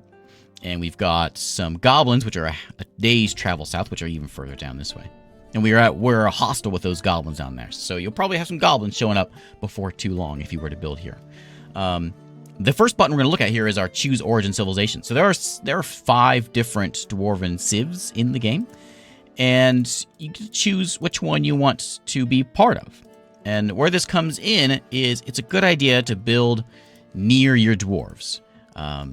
For instance, let's say we want to build on this island over here. If we were to do that, depending on which civilization we take, we're going to be cut off from getting migrants and also getting trade from anyone if we're out here on this island by ourselves. And so it's a pretty difficult start. So make sure you are in the same landmass at least of your dwarves. Good idea to just kind of stick somewhat nearby. The other thing we're going to look at is, of course, we can unreclaim or retire or unretire or reclaim. If you have a site you want to take over, I wouldn't recommend doing this early on. But if you build a fortress, leave it, and come back, you can do that here. Find Embark location. We can go and select, let's say we want to place, let's say we don't want an aquifer. We can do that. We can hit begin, and it'll slowly work its way through here and find some spots that don't have any aquifers. It takes a little bit. Looks like we've found a few already. We can hit stop here just to get it going. And we found a spot right here. So all of this right here, and right click here, all of this is no aquifer. You can see there's aquifer outside there, but in this green area, or nearby at least, there is no aquifer. We've got humans to the southwest. We got goblins to the southeast, which we saw down this way. I know there's another one over here as well. So we're going to go look on this side, because this is a little more exciting, because we got goblins, humans, and elves all nearby. So let's go ahead and embark. Let me do one more thing. I want to show the cliffs and grades. I got a lot of questions with one of my fortresses where I had like the river was kind of carving through the mountains and I had a good canyon start. And this is how you can find those. We got elevation here, which basically shows that, but it shows a little more detail. You can see the dark and the light colors a little better. So clearly you can see the river carving through here. Cliffs and grades is the best way of seeing it, but like right in here, if we want like a nice cliffside fortress, this would be a good spot for it. And it's in mountains, though, so it may be kind of tough to get it in there. But we could, like, tuck it in. You can't do only in mountains, but if we were to tuck it in, like, over here, we would have grassland on the northwest corner, and then river on the southeast corner. And that would work. As for your size, I typically go a little smaller, just because when the fortress gets bigger, it's going to be... it's going to get slower and slower the bigger the fortress gets. So, if your computer's a bit older, choose a bit smaller embark size. But we'll go ahead and start here. We got sand, we got soil, there's no aquifer. We've got that river kind of carving through in the very bottom corner there. We've got trees in the northwest, even though they are sparse. And of course, we got our metals. So let's go ahead and start here in the dangerous prairies, in the land of clobbering. All right, we're not going to play now. We're going to go prepare carefully. The other buttons over here, we're going to leave alone. But if you want to have a nice, calm experience with only wild animals to deal with, then you can turn enemies off. You will still get some excitement, but not raids and sieges and stuff like that. The economy all plays into how much your fortress is worth. Depends on how many migrants you get, and you can turn that off. But we'll leave it, or you can turn it on hard, I guess. But we'll leave it in normal for now. So preparing carefully brings us into what I always call the Oregon Trail screen. So we've got two sides of this. The left side is what we have, and the right side is what we can bring. So dwarves... over here, these are our 7 dwarves we are bringing with us. Right now, they know nothing. They are all dumb, and they don't know anything, and it's our job to give them skills. We have items. We have 544 points to spend between items and animals to bring with us in this fortress. It already has given us the basics, and this is just the basic start of some axes to chop trees, some picks to mine in the mountains, some wine, and some seeds, all the basic stuff. We'll start with our dwarves first off. Now, I have 3 dwarf types that I bring typically, or dwarf skills that I typically stick with. The first tab here is the crucial skills, which typically I ignore most of these because, like a miner, you can bring a miner with you, but in 10 minutes of the game, you're going to have a good miner if you start digging into the mountain. So they will learn pretty quickly to be a miner. So none of these are really that important. The only one that really is only slightly important is a planter. Because if someone that plants is going to be more efficient at planting plump helmets than someone who's not. So it's not a bad idea to have a good planter and maybe a good brewer. Just to get some early skills for that. A lot of the late game stuff, like blacksmithing and metalsmithing and all the furnace stuff, you're going to find migrants are going to come in and have those skills for you, and they're going to be a lot better than what you're going to be able to give them probably here. So... a lot of this can also play into kind of a theme. So if you want to go in and maybe you start and you want to build a military fortress and you want a lot of heavily armed dwarves, this is a screen where you could set that up and have a lot of well-armed and trained soldiers. Or maybe you want to have like a monastery and you want a bunch of musicians. You want to come in and grab folks that know how to lie and how to tell jokes. Then you can do that here. And be the center of your dwarven comedian empire. So the 3, though, that I always start with, we'll start with the top here, is I always start with someone who knows how to handle an axe, especially in a place like, we got a wilderness start here, so calm is the calmest. Wilderness, we might have some animals coming in and saying hello. It'd be nice to have someone who knows how to fight something, because especially if our first wave of migrants is small and doesn't have anyone that can do that, let's get someone who knows how to handle an axe. So we're going to get ourselves an axe dwarf. We start with 2 axes. Might as well have someone that knows how to handle an axe. We're going to get some... We make sure he knows how to handle armor. We want him to be a fighter, and we want him to know how to dodge. With those 2 remaining skills, we're going to go to other, and I'm going to give him tactician and leader. And that way he can be my militia commander whenever we start the game up, and he'll train some of these skills to everyone else. Next guy down is... that goes alongside this guy who fights, is someone who knows how to heal. So we want to go get ourselves a doctor, which is going to be in the other tab. And we want someone who can dress some wounds, diagnostician, surgeon, bone doctor, and suturer. And this is going to be our doctor, so if something happens, we got someone at least that knows how to do this stuff. It's not really that important, but, well, I think it is important. Because if you don't get a doctor in your first couple waves of migrants, you need to have someone who knows how to handle that. The third one that's important, in my opinion, is I like to group this guy all together. You can separate this out into multiple dwarves, but I like to have my expedition leader, well, my manager, my bookkeeper, and my broker all the same person to start with. Later on, migrants will come in, you'll have someone who's really good at appraising, and he can be your bookkeeper. But for now, I'm going to grab Locum here. Actually, I'm going to grab Sodal down here. And he's going to be, we want appraising, so he can handle the books, and he can tell you better how much, a better value of what you're trading. The organizer can be my bookkeeper and keep notes of what resources we have. The record keeper, same thing. And the judge of intent is also same thing that goes along with the trader. And you can see he marks him as a trader. And if you're not sure what you're getting here, you'll see that they will actually gain that skill. We can also give him something like a negotiating skill is also probably good for him. Or maybe one negotiate, one persuader. So he's got all the basic skills to cover those 3 jobs, broker, bookkeeper, and manager. So the other 2 folks, we can kind of do anything with them. There's not really anything that I would recommend that's missing here. It's not a bad... we can put some skills in a miner, I guess. We can throw one into wood cutting. It may not be a bad idea to have someone that knows how to stone cut and stone carve, maybe an engraver, or someone who knows how to where's it at? Woodcutter and carpenter. That way, the early stuff that you make early on in the game, maybe if you have a good carpenter, you'll have someone that knows how to make some pretty good, like nice looking beds, because that'll improve the moods of your dwarves. So there's nothing stopping you from spending all these skills. So yeah, spend away and find something to use the rest of these skills on. Cook is probably a good one to grab. And a fisher dwarf is also a good one to have. So if you have anyone else that's not doing anything, have someone, we'll give it to, I guess Locum can do it. Have someone that can do a fisher dwarf, because he'll run off. If you're at a spot where there is a river, he'll run off, get some fishing done, take care of your food problems. Next tab we've got is animals and items. So we got 544 points to spend on these items. The ones that they give you, I could embark right now and I'd be fine. They give you all the basics here. I'm going to go and see if we can fix this up a bit better for us. So I typically don't deal with cave wheat, so I'm going to get rid of those. I don't really deal with sweet pods initially. If later on we want to grow some rock nuts, we can. We can just get, our traders will come in, we'll buy some seeds from them. But for right now, I only need plum helmets and pigtails. I'm going to bring a few more of those.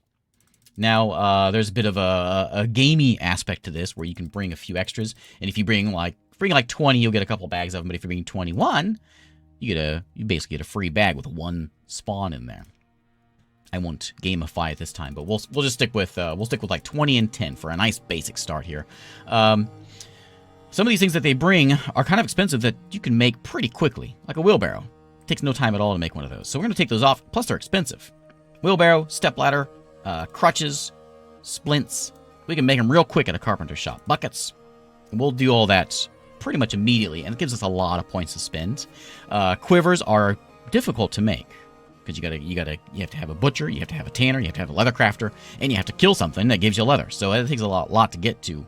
Ropes, thread, bags, those are all pretty important stuff that take a little bit more effort to get, so I'm going to leave those around. I'm going to bring a few extra plump helmets. In fact, I might bring like 30 plump helmets. Well, if you want to be gamey, you can go 41, but we'll leave it at 40. We'll bring a little extra food, just enough to kind of like, I don't want to worry about this stuff early on. I'm going to bring a little extra booze as well, just to kind of like get us started here. And I got plenty of points to spend. There we go. We've got 2 picks and 2 battle axes. I do have a soldier, so I could grab an extra battle axe. Everything that my empire, my civilization has is over here. So let's say we want to go ahead and arm that guy up. We can go ahead and bring a well, iron's expensive, but we can bring him like a bronze breastplate, and we can give him a copper hat.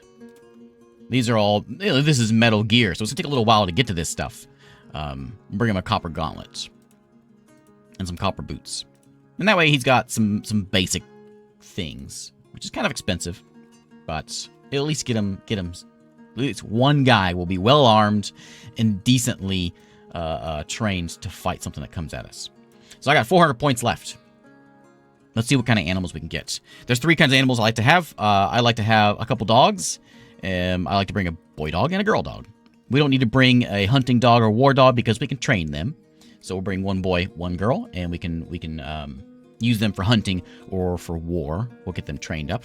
I like to bring a couple cats. Cats are good at keeping... actually, I bring cats for 2 reasons. Cats are good for keeping vermin out of your food stocks because they will eat your food. And the other reason I use cats... I am a cat person, so this hurts a little bit, but they're a very good source of fat and leather. I'll leave that at that. So, the other option is to bring something that you can farm that will give you that fat and leather. Something like reindeer or water buffalo. Let's go. The last thing I'm going to grab is a turkey, because turkeys will also give us leather, and they'll also give us eggs. So we'll bring 1 hen. Actually, we'll bring like 3 hens and 1 gobbler. So we've got a source of eggs. We've got a source of vermin catching. We've got a source of hunting assistance for these guys. I got 300 points left. What am I going to spend the rest of my points on? Well, this is where we go into farming. What do we want to farm? If we want to go into the caves and live in the caves, then you have to find a spot to pasture some of these. So like donkeys and cows and sheep have to be outside where there's grass. Well, not necessarily outside, but they have to be where there's grass. And so that might restrict you depending on where you want to build. And so you could just go into more turkeys and focus on that. It's not a bad idea to go something with like llamas or sheep, actually pretty cheap. Because sheep will get you meat, they'll get you soap, because you'll get the fat from them. You can get yarn or wool from them as well. So they're a multi-purpose thing. Plus, of course, you can breed them. So we'll take some of them, but they are going to have to be pastured out in the outside somewhere. So there you go. You've got something to help with hunting. You've got something to keep vermin out. You've got something to give you some food, and you've got something that will supply both a meat, fat, and a wool source. Do we have elephants here? No, these people. So each civilization has different animals. And so these guys don't have elephants, but elephants are very expensive, but you can train them if you want. Alpacas are the same as sheep. We can do something with them, but as far as wool or whatever, but they're fine. So I still have 200 points left. I could bring a few extra sheep if I want to really go all in on the sheep farming or cats. With the extra 200 points, though, I think what I'm going to do is I am going to bring an extra pick, and we'll bring a bit more booze just to save a little bit of time having to worry about this kind of stuff, and a few extra plump helmets as well. I'm just going to top off on plump helmets. Like, you can never have too many plump helmets. Remember that we're going to turn off cooking of plump helmets, so those 60 plump helmets are going to turn into 60 plump helmets spawn as well once they get brewed. I'm going to bring a bit more thread, because thread is a pretty valuable source, and I got 2 points left. I'll go something like that. So there we go. Spent all my points, got all my animals, and my dwarves are mostly skilled. Last buttons here is we can change our fortress name. This is all just for flair, just for you. You can change, you can randomize this. We got play channels of ale, they call it. We can say play channels the Abbey of Ale. Sure. My group name, we are called the Basement of Goals, or maybe we call ourselves the Rock of Charming. We can change the rear compound to the Rock, or the Abbey Rock. Sorry, the Abbey Rock of The Abbey Ancient Rock. The Abbey Ancient Arrow Rock of Charming. There you go. So you can change all this stuff. Or you say of apples. And you can change all that if you want to randomize it, whatever. So that's just RP sake. The group symbol, you can change that as well. We can go and say we want, we love lizards. So we have the image of a lizard. Image of a lizard. The lizard is being tortured. The image of a lizard. The lizard is being tortured. And there's a cedar tree on there also. And there you go. There is our symbol, which this is a, you'll see with your engravings and statues and things, this may pop up from time to time. And that is it. You can save this profile for a later start if you want, but then we just embark. It's going to tell us we got some unpicked skills, which is my dwarf that I did there, which is fine. For the sake of this tutorial, we're fine. So, and there we go. And then we embark. And that concludes the tutorial. Thanks for watching again. And I will see you next time.